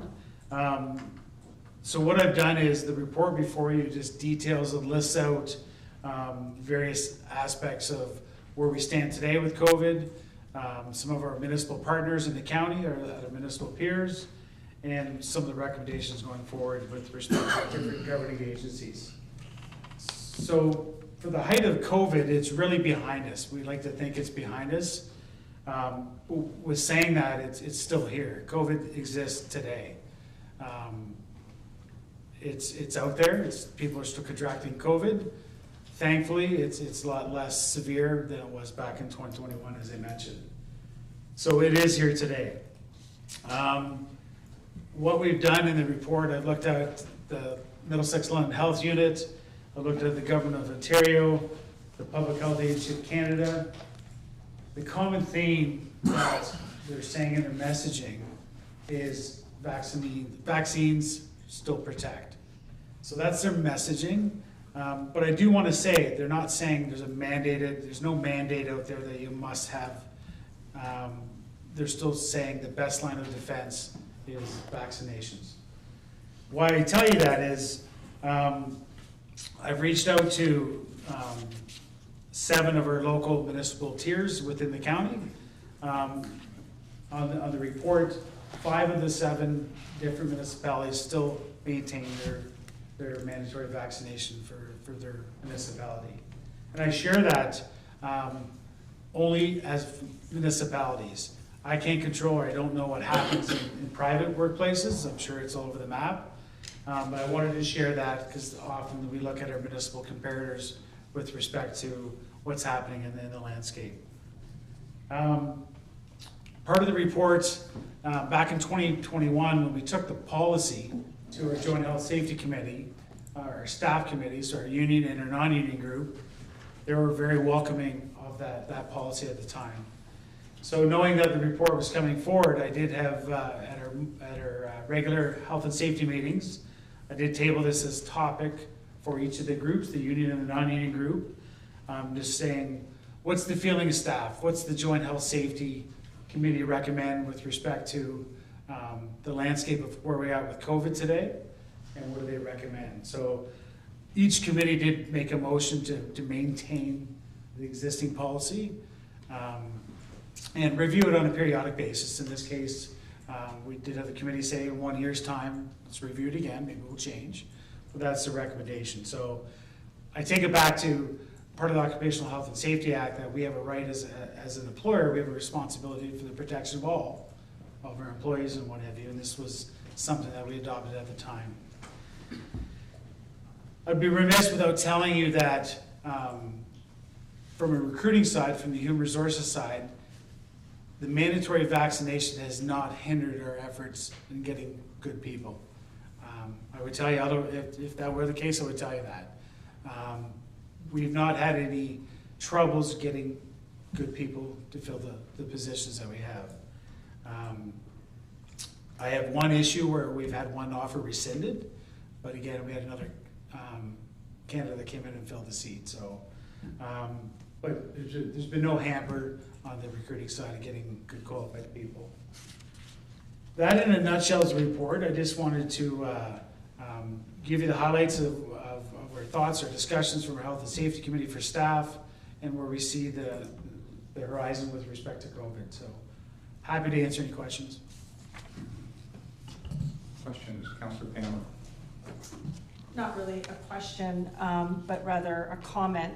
Seeing that we have no longer any provincial or public health mandates, and I hear what you're saying, that vaccination is still encouraged, and I have no problem with us as a municipality sharing that information from the local public health unit, encouraging employees and volunteers to remain, if they wish, updated in their vaccinations. However, I think that it is time for the municipality to remove its policy, its mandatory vaccination policy.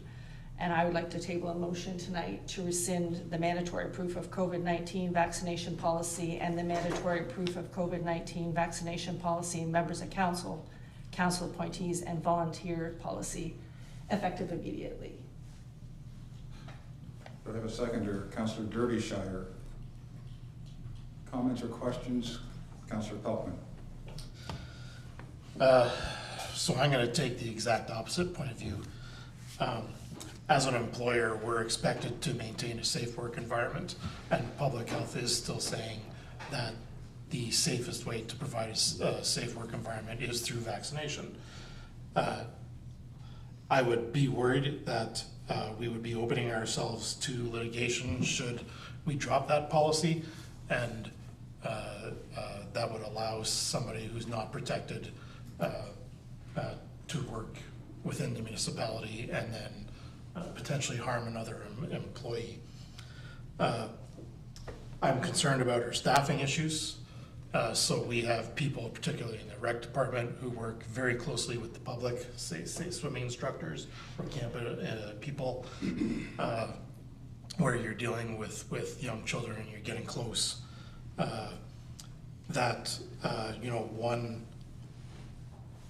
One staff member having COVID could greatly impact our ability to staff the pool or camps, and it's been pretty well proven that vaccination does improve your ability to either recover more quickly or prevent you from catching it. I greatly listen very closely to our staff who are saying that they want to maintain the status quo. I think that's very important. Lastly, I know, like, for my work environment, I don't have a choice. If I want to stay employed, I have to be vaccinated. In reading the Hicks-Morley reports, anybody who has taken an employer to court has lost time and time again about our legal right to have this policy in effect. So there is a motion on the floor. I'm definitely asking that be a recorded vote, and my vote will definitely be against it. Thank you. So I will note then that this will be a recorded vote. I guess that would be to you. Thank you. Other questions, comments from members? Sorry, Councillor Hippel. I looked right at you. I have to say your name, don't I? I'm sorry. Well, you don't have to, but sure. I guess my question actually would be to Director Payne. I'm not even sure, maybe it goes to Director Dakin. I guess, what are the liabilities?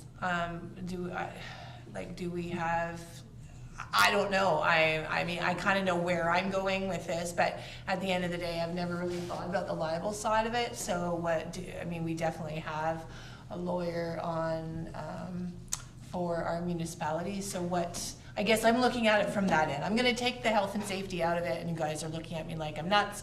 Take that out of it for a second. I would like to know the legalities of it for us. Are you referencing the workplace liabilities? Yes. I will talk to the health and safety side, because it is important. Under the Occupational Health and Safety Act, Section 25(2)H is take every reasonable precaution for the protection of the worker. And I'll leave it I'll stop there.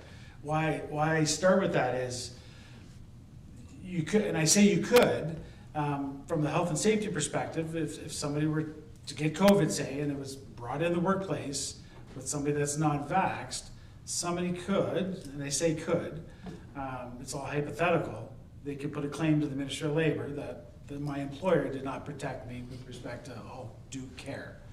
They could say that. Staff could refuse unsafe work if they feel unsafe because there's unvaxxed people around. That could be there as well. The other liability from a legal perspective of lawsuits or what have you, I'd rather not comment because I'm not a lawyer for one, but there's legal cases that are in the courts. Some are not decided yet, so I really can't comment on the legal side because it's not proven in court yet. I guess I'll leave it at that unless the CEO wants to add to that.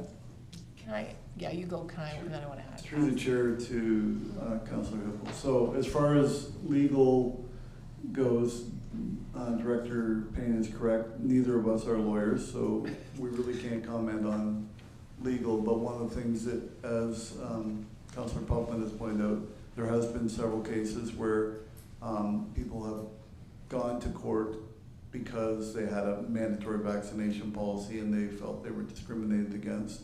And those cases some of those are still in court. Some have been settled that the employer had the right to put the policy in place. So from that standpoint, again, it's the will of the courts on that. But there is, as Director Payne has pointed out, there is the Occupational Health and Safety Act, which is a law, and we are bound by that law. And there are remedies that staff or anyone would have under that if they felt unsafe, those kinds of things, which would then typically involve, if not remedied successfully to the complainant's understanding, it could result in the Ministry of Labor being brought in to adjudicate what would take place. So there's that piece. Can I just? Yeah, absolutely. Okay, so I know a whole bunch of you have your hands up, and that's great. I just have to add on to that. My other question would be, because I'm going to play both sides here for a second. So could a staff member not come in with a horrible disease or cold or something and give that Rob, I'm going to use you for a second, and give it to Rob because he's in the recreation department, and he hands it down to a whole bunch of other people, makes them all sick? Like, that would be litigation as well? Like, I don't know. I'm kind of throwing it all out there because I, as a council person, do not want to be sued, but at the same time, before COVID existed, there was all sorts of other things that were also making people very ill and was killing and hurting, making people very sick. I'm not saying this right. Anyways, do you get what I'm saying? Okay, can you answer to that? Sorry. I'll try, Councillor, to the chair, to Councillor Hippel. you're correct. It's not just COVID. There's many other illnesses and what have you. I think as history has told us, COVID has been a lot severer than what we thought and anticipated. I think the premise is that vaccination makes that less with respect to the data that's been given to us by the health units and what have you. Vaccinations work. We took a stance and we believed in that. And so to the other part of your question, we do have workplace policies that people shouldn't be coming to work sick. Can you get other things from? Sure you can. You really can. Simple colds, there's an array of different things. I think this one specifically is just because where we've been, we're still here. That's why I'm thinking the committees are saying what they're saying. Give it some time. Don't just jump out of the gate. Let's just see what's happening. But back to my point of internal policies, we do have that. Don't come to work sick. We have paid sick time for our staff. Stay home, stay home, stay home. So we can't emphasize it enough. Whereas in the past, we maybe did come to work sick, but we don't want that. So I don't know if I circled around your question a little bit. But. Yeah, Councillor Pelkman and then Councillor Brennan. Yeah, so first I'll touch on Councillor Hippel's comment and I'll relate it to my workplace. So I can choose not to take the flu vaccine. However, if we have a flu outbreak, I'm not allowed to come to work. So it's, there are other examples out there in workplaces that other diseases have implications. I guess what I wanted to add, and was slightly touched upon, is that there's a financial impact to our own employees. So let's say you have a repetitive introduction of COVID within a department, and you get it once, twice, 3 times in a year. You only have so many sick days in our contract. So now you're taking time off of work without any financial, without any money coming in, because our contracts don't allow for that length of time. And as soon as you get COVID, I believe you're probably 5 days. I know we're 5 days at our workplace, but you're 5 days off of work, and possibly longer. And if you're one of the unfortunate people that get the long COVID, well then you may not be able to do your job for a lengthy period of time. So there are definitely financial implications along with this decision for our current employees. And I guess furthermore about being able to attract qualified candidates, I believe we're at a 97% vaccination rate amongst the general population. So that's a pretty wide scope of people to choose from. Okay, Councillor Brennan. Thank you. I have a question for the director, and this is just a little bit of research and sending each other texts about what's been happening in other municipalities.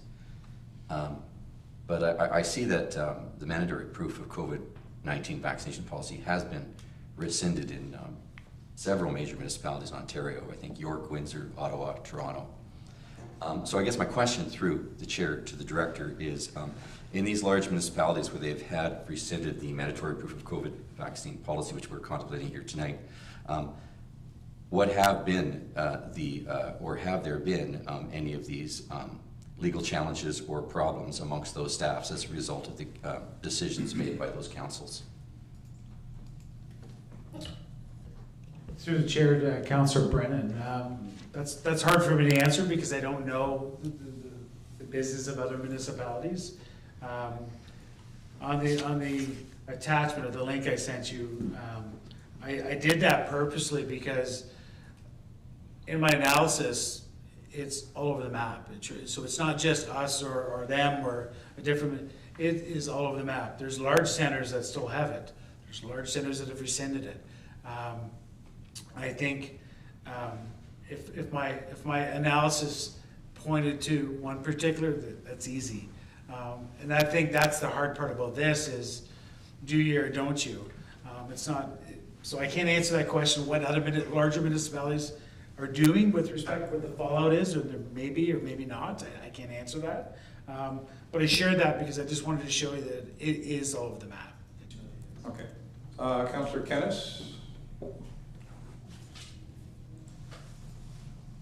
Let me see if I can be heard. This is the first time. Yes, you can be heard and you are seen. Can you hear me? Yes. Okay. I'm a big believer in the vaccines, and I've had 5 shots, and I go as far as to say anyone that's not vaccinated is foolish. But I also think it's time for conciliation or reconciliation between all of the groups that have been torn apart over the last 3 years. So I would be in favor of removing the mandate. That being said, I certainly respect the opinions of everyone that's been expressed, but that's really where my mind is at, and that's all I have to say. Thank you. Councillor Wilsey. Just a question on the initial mandate policy that we put in. Was it actually a bylaw, or how was it put into force? Was it just a policy that we received for information, or I don't know how it was put in initially? If I get a little bit of clarification on that, just to make sure if we do change anything tonight, that the proper motion is made so that we don't have to revisit this in the future. It's referred to as a policy, HR 2023-06, but, yes, Director. Thank you, Chair, to Councillor Wilsey. Great question. It was a report for information. So council did not pass a bylaw for this staff policy. They did, however, pass a bylaw for council vaccination policy. There's 2, one for council and one for staff. So this report that we're talking is for information only. There was no bylaw passed. So we have a motion to, sorry, yes? So that just confuses me a little bit. Sorry.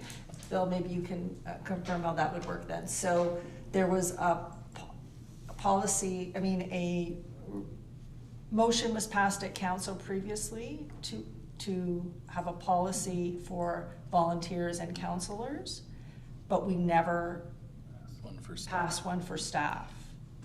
So does that mean then we can't rescind one for staff, or how does that then work? Or we would just make a new policy going forward? Policy. So through the chair to Councillor Palmer, so my understanding would be because it was basically just a policy, council has the right to enact policy. So I guess the idea would be then that because there is no bylaw, I guess there would be direction provided to the director to bring back why would he bring back a policy when we don't need one? So it would be just rescind the policy. But in order to rescind, and the other one was passed by council as well, so that could be rescinded as well. So we need, your motion then was to rescind, so let's just deal with the one that we know is a policy. So the policy regarding, they're both policies. Okay, so they're both policies then. Okay, thank you. Only one was approved. They only put one into effect. So through the chair to Councillor Derbyshire, just like all of the reports that were brought to council tonight for information only, council did approve those to be received as information and agreed with it. So they didn't vote on saying that thou shalt. They said this is the policy that they accepted.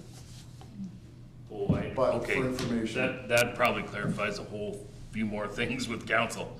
I thought when we approve things for information, we are just receiving this as information not to be worked upon, which is probably where some confusion falls with some other things than in the municipality that are now going on. Like when I approve it for information, I think, thank you for the information. It will come back and we will then vote upon it later. Am I wrong in my thought? Councillor Pelton. Are you sure we did? I thought we approved the policy for staff that you need to be vaccinated.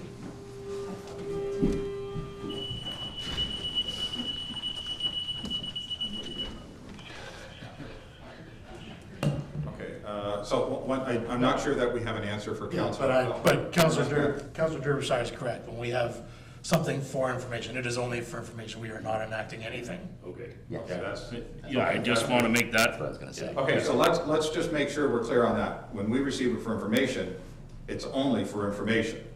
And I think that's what Councilor Brennan was gonna say. Okay, so we're clear on that. So, I see, Director Payne has something he Yes, wants thank to you, state. thank you, Chair. So the reason council did not pass it as a bylaw is it was considered an operational policy of staff, which typically council does not approve unless it's tied into financial. But an operational policy, joint health safety driven, that's why it wasn't passed by council at the time. So I went back and looked at the report in 21, it was just for your information. The council approved the report for information. But the policy is active and enacted. Correct. So to rescind it would require a motion of council. Yes, that's right. Okay, then the two motions that Councilor Pammer has made, and we're gonna split them up and deal with them one by one. So we'll deal with the one first in regards to council and volunteers. So the motion is to rescind the COVID-19 vaccination policy in regards to councilors and volunteers. So, pardon me? The actual policy is called for members of council, council appointees, and volunteers. Just want to include the. Thank you. Okay, so a vote in favor rescinds the policy. Okay, so a vote in favor rescinds, a vote opposed leaves it in place. We clear? Councilor Pammer? Vote? Rescind. I vote to rescind. Rescind. So you're in favor of it? Favor, sorry, Okay. thank you. Councilor Hippel? I'm in favor. Councilor Pelkman? Opposed. Councilor Brennan? In favor. Thank you. Maybe it's mine feeding back. I just turned mine off. Okay. Who's, Councilor Derbyshire? Yeah, did you get I Councilor got Brennan? Councilor Brennan is in favor. I'm in favor. Councilor Derbyshire in favor. Councilor Wilsey. In favor? Councilor Kennis. Yes. His Worship Mayor Grantham. Yeah. In favor? Yes. I'm in favor. Motion passes. Now we'll deal with the next motion, and that is to rescind the policy requiring staff to be vaccinated for COVID-19. Again, in favor is rescinding it, and opposed to the motion would leave it in place. Councilor Pammer. In favor. Councilor Hippel. In favor. Councilor Pelkman. Still opposed. Councilor Brennan. In favor. Councilor Derbyshire. In favor? Councilor Wilsey. In favor? Councilor Kennis. Yes. His Worship Mayor Grantham. Yeah. And I am in favor. That motion passes. So both of those policies are rescinded effective immediately. 7.4.2, the municipal loan program. Over to you. Sorry, Councilor Wilsey. Will this affect our currently posted jobs? Do we get those updated, or will they stay as is, being effective immediately? I just want a little bit of clarification, as there are a number of job postings we have, including for our CAO that this could affect. Well, it would no longer be Director Payne. Yes, through the chair to Councilor Wilsey. Yeah, so I will update the posting. The CAO posting specifically is posted till May 5th, so a few weeks still, so I will remove that and get it reposted on the website. Thank you. Over to you, Director of Finance, CAO, Director of IT. What am I missing? good, all covered. Thank you, Chair. So before you tonight, Council is, as you're aware, back at our March 20th meeting, we passed a resolution to submit an application to the county loan program for the 1.1 million towards the funding for the affordable housing project in Mount Bridges. The county did reach out to both myself and the mayor, saying that it was not making their April the 11th meeting and would be pushed off to May. Under the understanding that we are trying to sort of wrap up the commercial mortgage with the lender.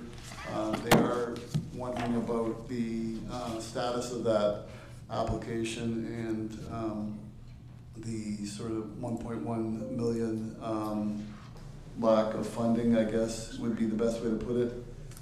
So what I'm asking council tonight is if they would entertain the forwarding of the funds from the future needs reserve of the municipality to bridge the financing until the loan application from the county is approved.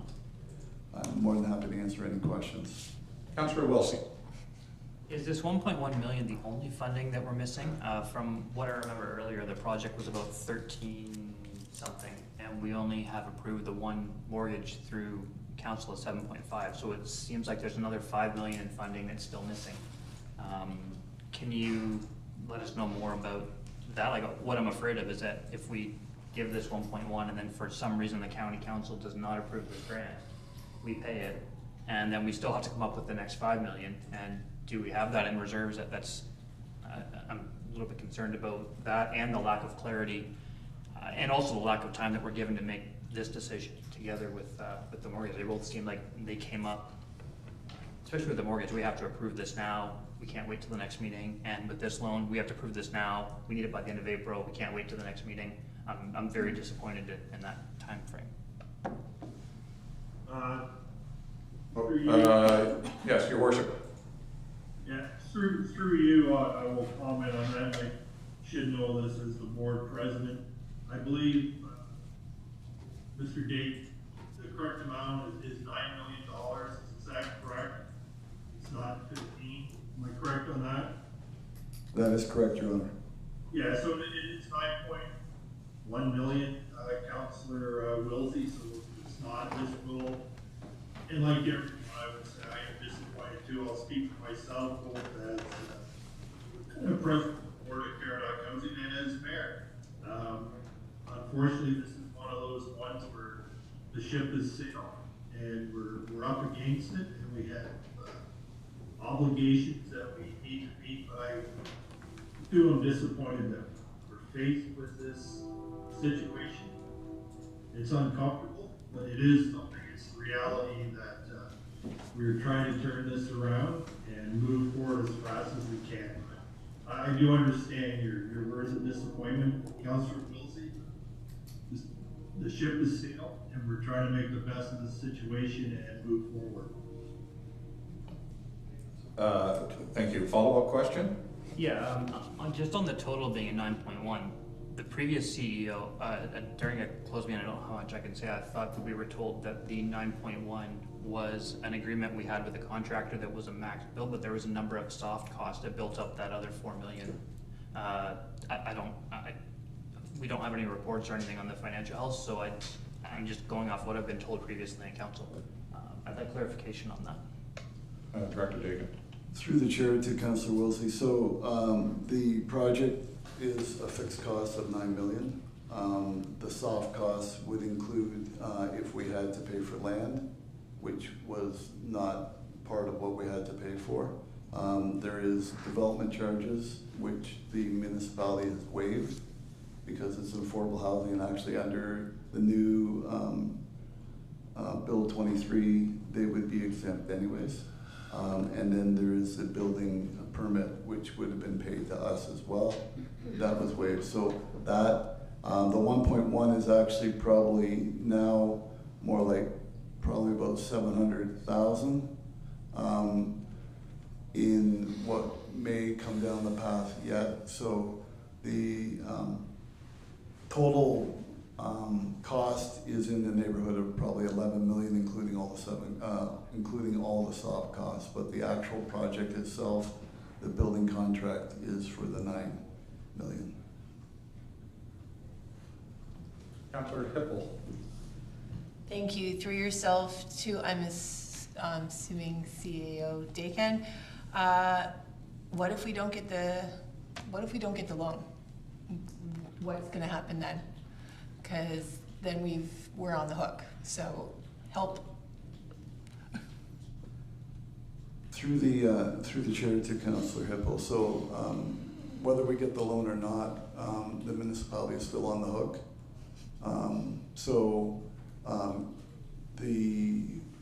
The loan would, if we didn't get the loan, we'd be coming back to council anyways to get that funding, or we'd have to go out to another mortgage to try and find those funds. Do we have any idea when we'll know about the processing of the loan, whether or not that we've been able to get that? Through the chair to Councillor Hippel, my understanding is that at the May 9th meeting of County Council.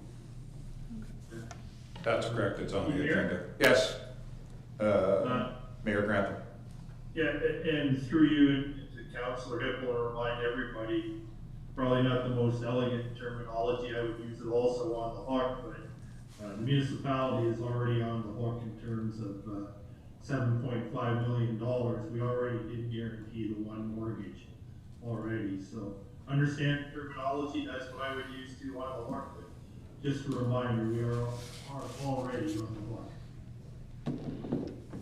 Thank you. Any other, Councillor Derbyshire? I guess it's more a comment, just really in general. Is this the last surprise coming out of this? I guess would be my question. I mean, really it's 11 million, but we're gonna eat all the soft costs of essentially $3 million as the municipality. It was 13.7, that's what we were told sitting here at one point. So I know our back's against the wall and we have to pay this, otherwise this, that, or the other thing. But is this it? Is this the end of surprise, surprise, surprise? That's all I want to know about this. Through the chair to Councillor Derbyshire, obviously I don't have a crystal ball, so I don't know what else is out there. My understanding is driving by the building, being involved in the bi-weekly building meetings, the project is progressing. We've had several hiccups simply because of supply and demand, all sorts of things. So can I swear on a stack of Bibles that this is the last surprise? I don't know, but it's the last one I'm aware of right now. Maybe would be the best way to put it. Yeah, and I guess mine's more money surprise. I mean, if they have hiccups in the building, that's not our problem. We paid him $9 million, build us a building. That's it. So those surprises but I don't want to hear that didn't include the parking lot that we now have to pave. That didn't include putting trees. This didn't include the sewer entrance. This didn't include, sorry, we still have another $3.5 million and nobody's going to lend that to us. So we're on the hook. We got to pull it out of somewhere. Those surprises is, I guess, what I'm talking about. Through the chair to Councillor Derbyshire, so the 1.1 would cover off all of my understanding at this stage of any financial responsibilities whatsoever. Okay. Thank you. Councillor Palmer. Just a comment that I know that this has been frustrating and a lot of surprises, but I think that we can't lose sight of the fact that this is a valuable project in our community that our community desperately needs. People are in desperate need of some affordable housing and some more units. So I'm not saying that everything that's happened up to this point has been okay, but I think we do still need to be aware that this is a positive thing for our community, and we do want to see it fulfilled, and we'll just have to deal with the rest. But it is a good thing, so let's keep it a good news story. That's a great point to bring home. If there's nothing else, I need a recommendation. Council received report FIN 2023-15 for information and further approves the use of funds from the future needs reserved to bridge the financing until the municipality's loan application to Middlesex County is approved. Or I guess heard. Is it approved? I guess. Approved. Approved? Fine. Somebody make the motion? Councillor Brennan, thank you. Councillor Derbyshire to second. All in favor? Passes, thank you. Report from boards. We have Committee of Adjustment meeting minutes, March 2nd. Caradoc Housing Corp. Preliminary Governance Memo. I see any comment about that? Councillor Pelkman? Yeah, I'll just touch on the Committee of Adjustment meeting that, the impacts of the changes that the province is making to the legislation are already being felt within their municipality, and neighbors are pretty upset. Yes, we have seen that sitting at that table. And they have literally no voice anymore, so, yeah, which is not our doing. Director, did you have a comment? I was just gonna comment on the Caradoc housing that was Solicitor Mahar at the beginning of the meeting. Yeah, that's what it was about. Yeah, so we received those from our legal Wayne Mahar on the Caradoc housing. So can we have a motion to accept the reports, boards and committees to be received for information? Councillor Derbyshire, Councillor Pelkman, all in favor? Thank you.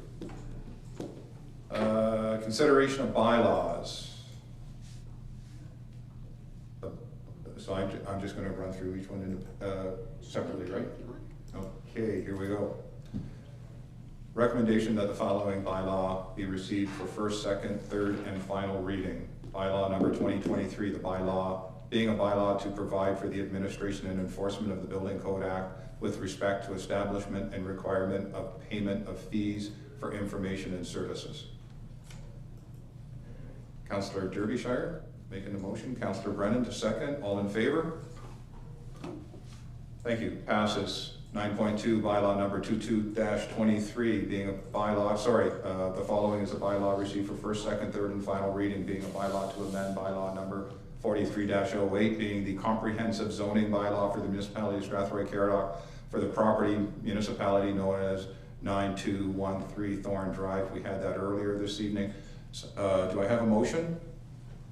Is Worship Mayor Grantham, seconded by Councillor Hippel. All in favor? Passes, thank you. 9.3, bylaw number 2323, first, second, third, and final reading. Being a bylaw to amend bylaw number 43-08 being a is that the same bylaw as the one just prior to it? That's for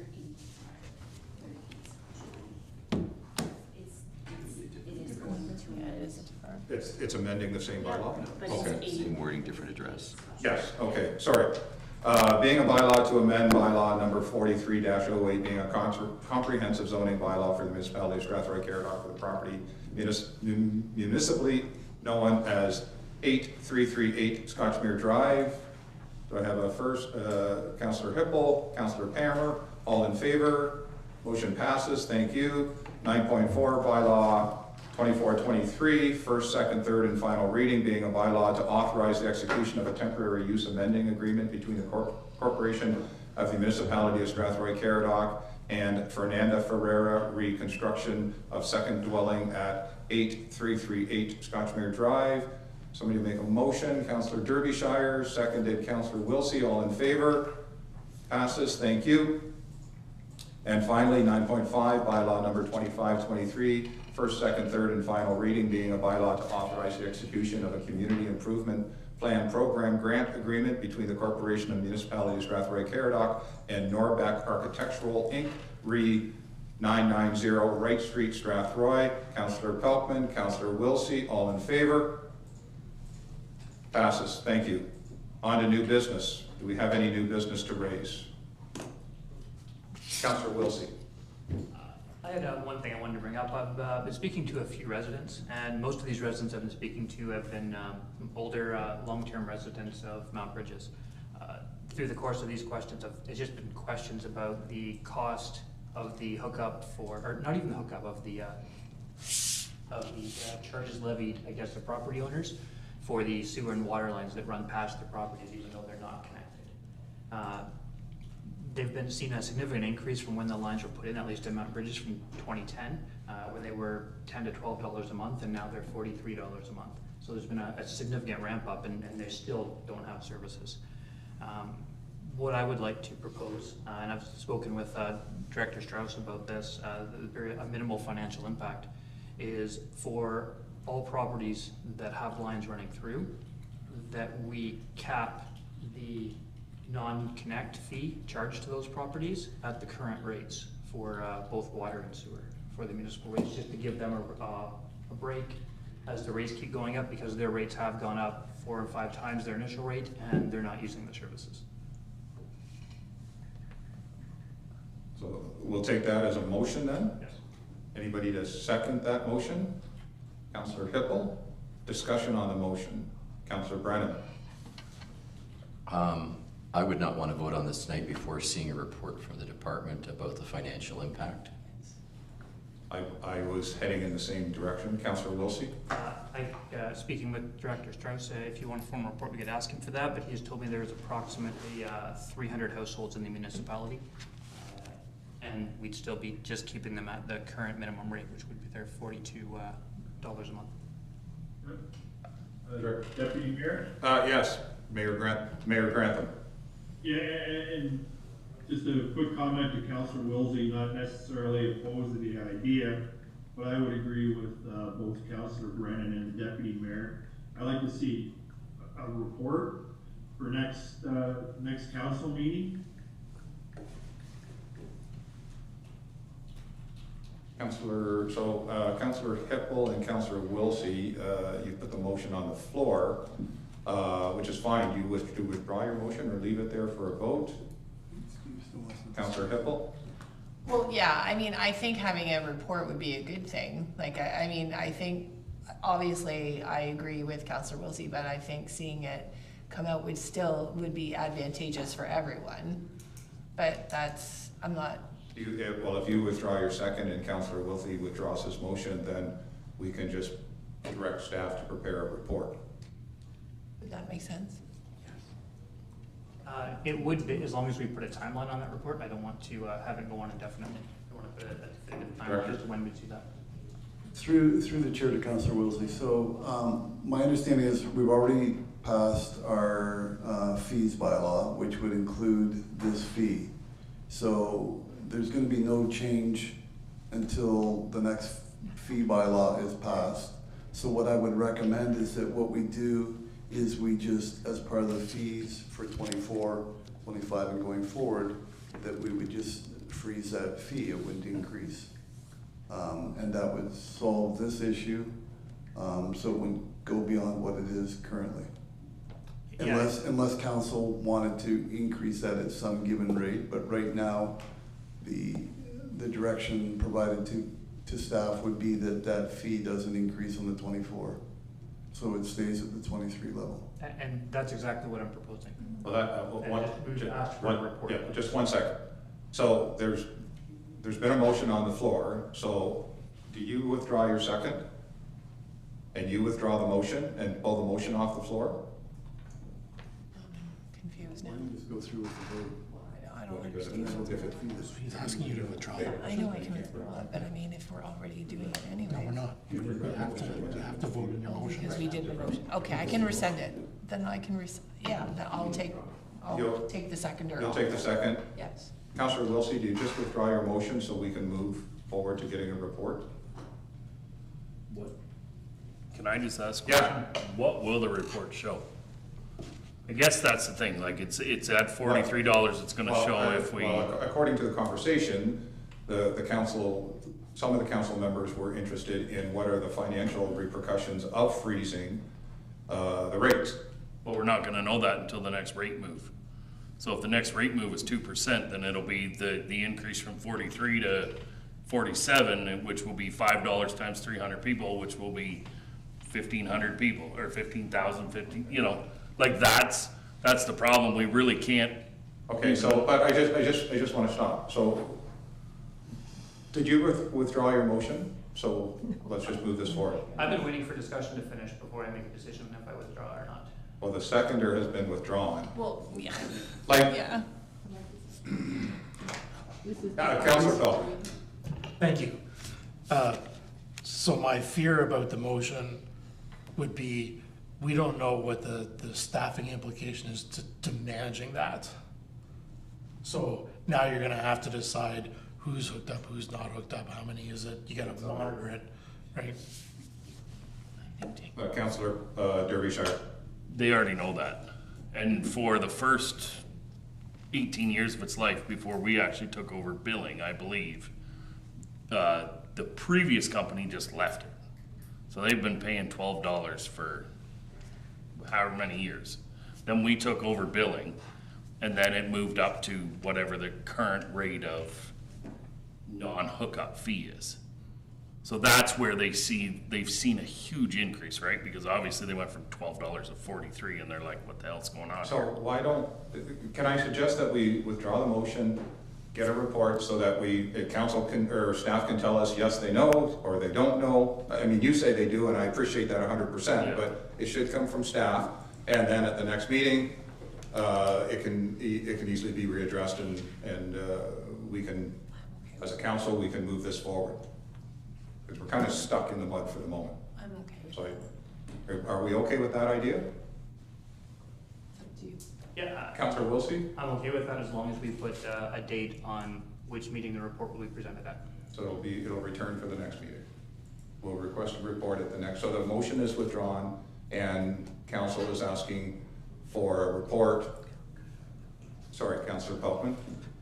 Again, I'm gonna caution about putting a date on, because we don't even know what the work restrictions are on Director Strauss to bring that report forward.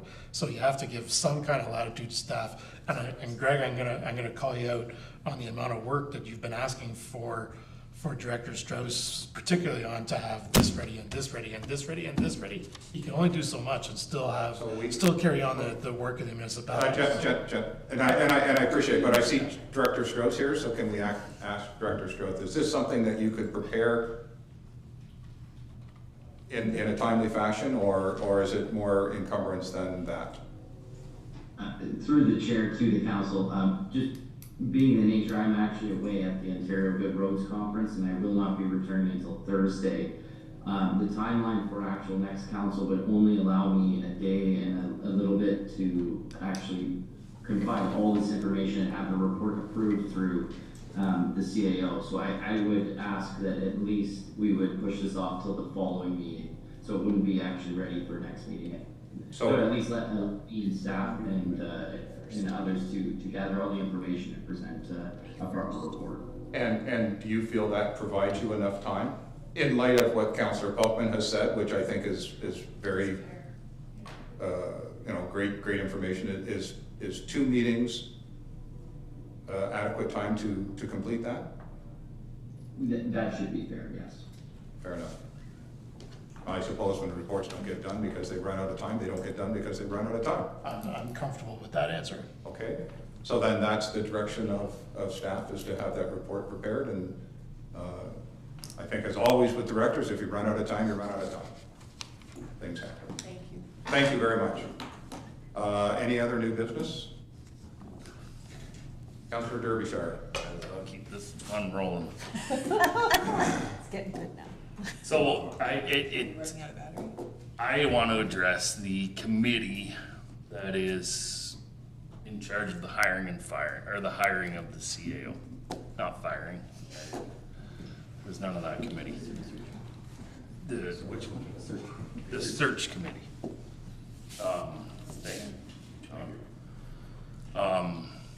I believe that with the way it's possibly going at this point, that we should possibly go back to a different format where we just use the 3 councillors. As that's kind of possibly one option. The other one would be an outright full consultant to find us the 5 people, the best 5, to present to the whole of council. Which I'm not saying that. To me, that would be where I would go. That would be my best option. That way, we kind of it's an outside source that picks the best 5 for us. We may be too far down the road to even tender that. That's where I say maybe we just go back to the 3 counselors that we have on it right now and take the staff off of this. Okay, so I'll comment upon, actually, Mayor Grantham, if you want to go first. Yeah, and I just think that respect to Councilor Derbyshire, it's maybe a little premature for the conversation, and I'm not 100% sure if having the conversation in this forum and open meeting, I honestly don't know. If we want to have that discussion at this point in this forum, I'm certainly open to discussing it. Welcome different views. I just really not comfortable having the conversation. It's not necessarily a closed door discussion, but I'm just uncomfortable having it here now at this time and place. I think the process will work. I'm comfortable with the process. I support the process. Let's see what happens. I'll turn it over to you, Deputy Mayor. Thank you, Your Worship. I was just going to comment that I mean, we're in a good process and we're heading down the right way. I believe with the possibility of having internal candidates, it can now become a little bit more difficult with the current format. I would be more in favor of keeping the 3 council members which you have currently appointed to that committee, maintaining Director Payne as a resource person because he's handling all the documents and receiving everything, and then comprising the other 2 positions, because I think 5 are better than 3, with outside people from outside of our county. I think they need to be from outside the county, and perhaps a CAO from outside the county and a mayor from outside the county that can just sit and kind of let us know what they think. The idea here is that vetting committee is bringing, I think right now we've said 5 candidates before this body. So that's where I'm standing. Councillor Peltman. So I don't remember us specifying an exact number that you were going to bring in front of council as a whole. And I know that in many other instances, if there is an internal applicant who has the qualifications, that most likely that internal applicant gets an ability to sit in front of council and make their pitch. And you can still bring anybody else in who you feel is qualified. So whether that means 5 becomes 6 or 5 becomes 7, it's still all of council that's going to decide who's the best candidate is anyways. I mean, exactly, that's the process. Mayor Grantham? Well, no, thank you for that, Councilor Faulkner. That's what we're losing sight of. That at the end of the day, it is a decision of council as a whole. So if I was one of the councilors not on the committee, I would be very comfortable because I would know that at the end of the day, I am going to have my say and my vote as to who our new CAO is.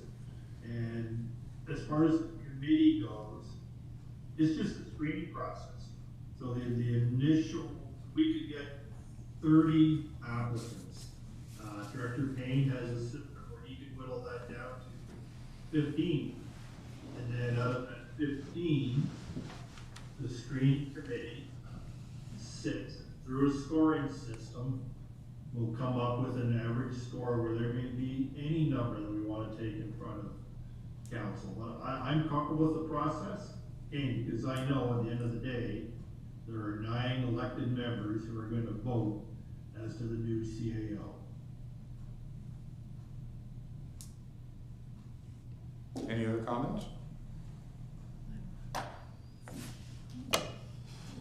Sorry.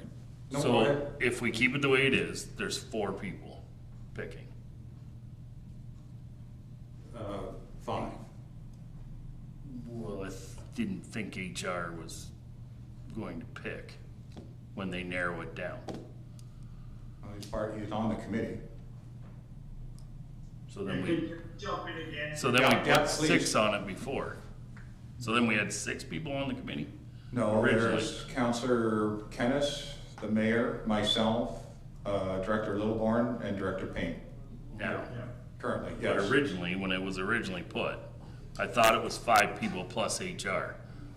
And I don't believe so. I think it was always these 5. Yeah. And my only difficulty in it, and I think we could be putting Director Littleborn in a tough position.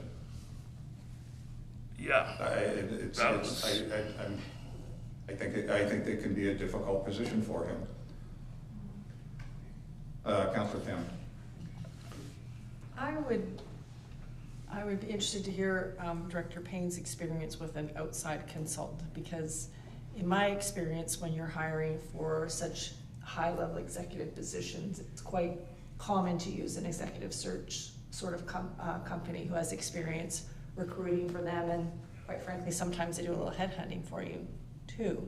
So just wondering, I think I would be more comfortable with that option as the first level, and then we move into the circle and look at the candidates that the outside executive search company has come up with for us.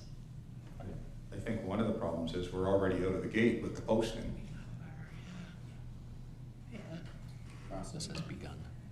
Go ahead, Director. Thank you to the chair, Councillor Payne. So you're correct. So I'll just share some information. I have 20 or 25 years experience doing this. So headhunters, very expensive. You're going to look at you're probably looking in the neighborhood of 40 to 50,000 just to use a headhunter, which is if you get the right candidate, right? So they're costly. They're percentage based of the salary. That's essentially how they work. I've done both. For senior level positions in my career, I've done top executives, I've used search, and I've done them internally as well. So I think it comes down to the procedure that you have, the process you have. It has to be very objective and rules and scored based to get the right candidate. My preference is not to use headhunters just because they're costly. I think I can find they get paid for what they do. They headhunt, right? So it all depends on what council really wants. If you want to spend that money,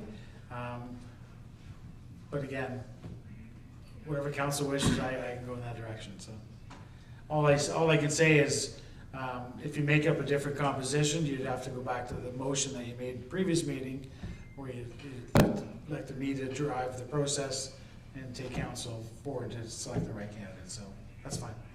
Councillor, I'll give it over to the mayor and then over to the director. Yeah, and this I apologize, Deputy Mayor, through you.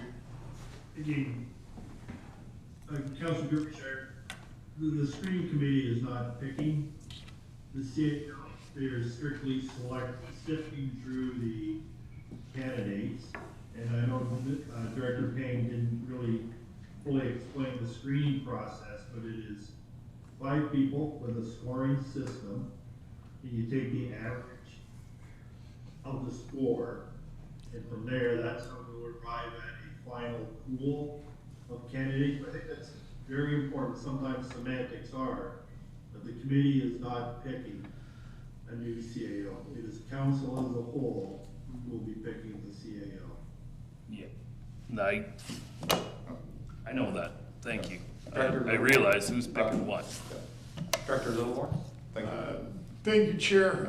I appreciate your concern, putting me in a difficult position. I've been a senior manager for a number of years and have selected a number of senior positions. The position that I'm in is amongst 4 other professionals in the room, high-level professionals in the room. And again, it goes back to no one in that room is picking the CAO. What we're doing is going through a number of candidates and identifying those that we feel through a scoring process meet that bar to be presented to this group of 9 who will select the next CAO. And how you select that next CAO hasn't yet been determined. There hasn't been a decision if it's a round of questions, is it a presentation that's going to be put on by the CAO based off a certain question that the council wants the CAO or the prospective CAO to present in front of the 9 members here who are going to eventually select. The positions that staff hold on that hiring committee are that of just helping assist with that scoring process through a matrix that is designed to rank the best candidate. So I appreciate the concern, I truly do. But I've been in this role for a decade, and other senior management roles throughout my career. So I appreciate the concern, but I don't think I'm going to be too concerned about that process. If council chooses to keep it the way it is, I'm 100% comfortable with the process. It's a process that we've used a number of times selecting senior managers and other staff within this municipality. So it's not foreign to Doug nor I. Thank you. Thank you, Director. Councilor Derbyshire? Yes. Well, Sure. It's not foreign to me either in my years of business and hiring people, so. You got your Pontiac. All I'll say is, shouldn't have brought it up. I just, as something got, well. It was a good discussion. It is. The problem is, when we got presented and how we were going to go about it, the discussion was not as if anyone internal was going to do it. All I was trying to do was alleviate any staff from having to not, and I didn't understand that the candidate that applies from inside automatically gets a shot in front of council. So that changes it altogether. My thought process is if the staff decides not to pick the internal fellow, How hard that would be. how now you have to work with him or her and go back to whatever it is. So that's all my thought was. I was trying to eliminate that altogether. Oh, Your Worship, I wasn't eliminating you in general. I get it. You know how to pick them. Pick us a good one. My only thought, I had more than one today, but to the director, since you spoke about it, and I appreciate that you did. Our director could be facing colleagues, people he knows, people that he works with on a regular basis, and I'm just more comfortable. I guess I'll tell you, it's me being more comfortable with the process of not putting them in that position, and just, it makes it clean. Councillor Pelkman, please, and then we can end this up. I think you have to respect the level of professionalism. If they're going to apply for that job, then they have to also expect there's a possibility they may not get it. And I think at the end of the day, and the reason why I say you normally give the internal person a shot if they're qualified, is that it's a growth experience for them, and maybe a realization for us that maybe there's professional development that needs to happen for them to get to that next step. We certainly did that on the police service when I was chair, that internal people who didn't really have a realistic shot of being a chief got heard because it was an opportunity for them to experience what it would be like to go through the process and maybe get surprised. I mean, I know through the process when I guess I probably shouldn't use names, but a previous CAO that was very popular in the municipality throughout his entire tenure was parachuted in at the last moment and was an unexpected candidate from working within the municipality. So not in the municipality as a corporation, but within our geographic municipality. So you just never know what happens, and should someone like that appear again that has that level of competency, then if you weren't a successful candidate, then you have to accept you're not a successful candidate. And if you did harbor any ill feelings, then it was very clear that there's a good reason why you weren't chosen. I don't think there's any.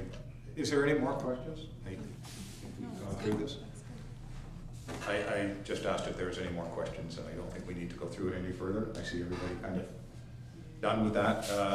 County Council report, nothing overly important. I will tell you that we did pass the site plan. What did we approve?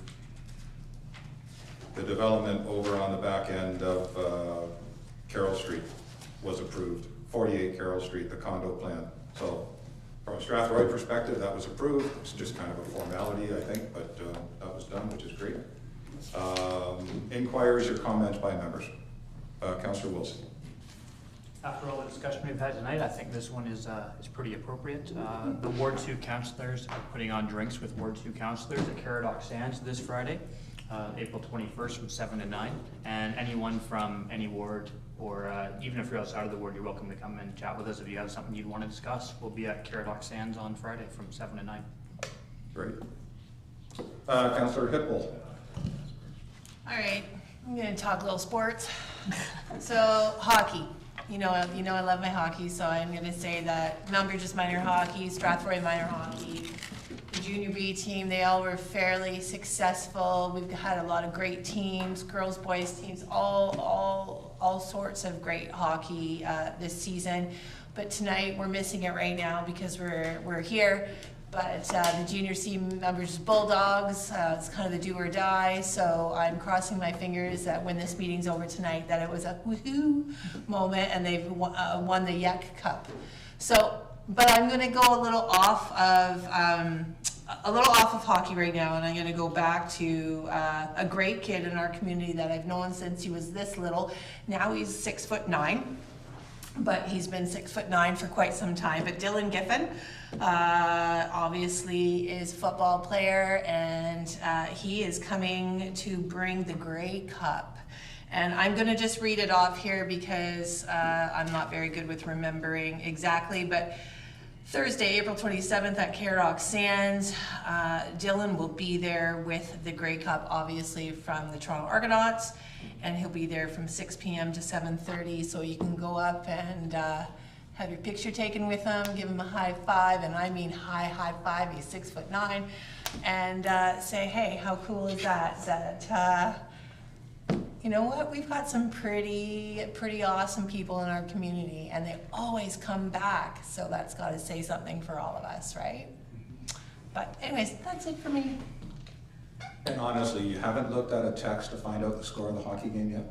I haven't. Everybody wants to know. Doug, do Any other inquiries or comments by members? Mayor? Thank you for sitting in tonight, Deputy Mayor, and for those who are wondering where I am, I'm also at the Good Roads Conference here in Toronto. Didn't know what to expect, but I can tell you it is a pretty amazing conference. And you want to know about roads or road safety, road design. Since anybody on council who hasn't been, I would encourage you to attend this conference at any point in time. Again, Deputy Mayor, thank you for sitting for me this evening. Thank you, Your Worship. If there's nothing else, we have scheduled meetings. April 20th, this Thursday, is Finance Committee for us at 5 o'clock here. Thursday, April 27th, the following week on Thursday at 5 o'clock is another Finance Committee meeting. Hopefully we're getting to the end of that.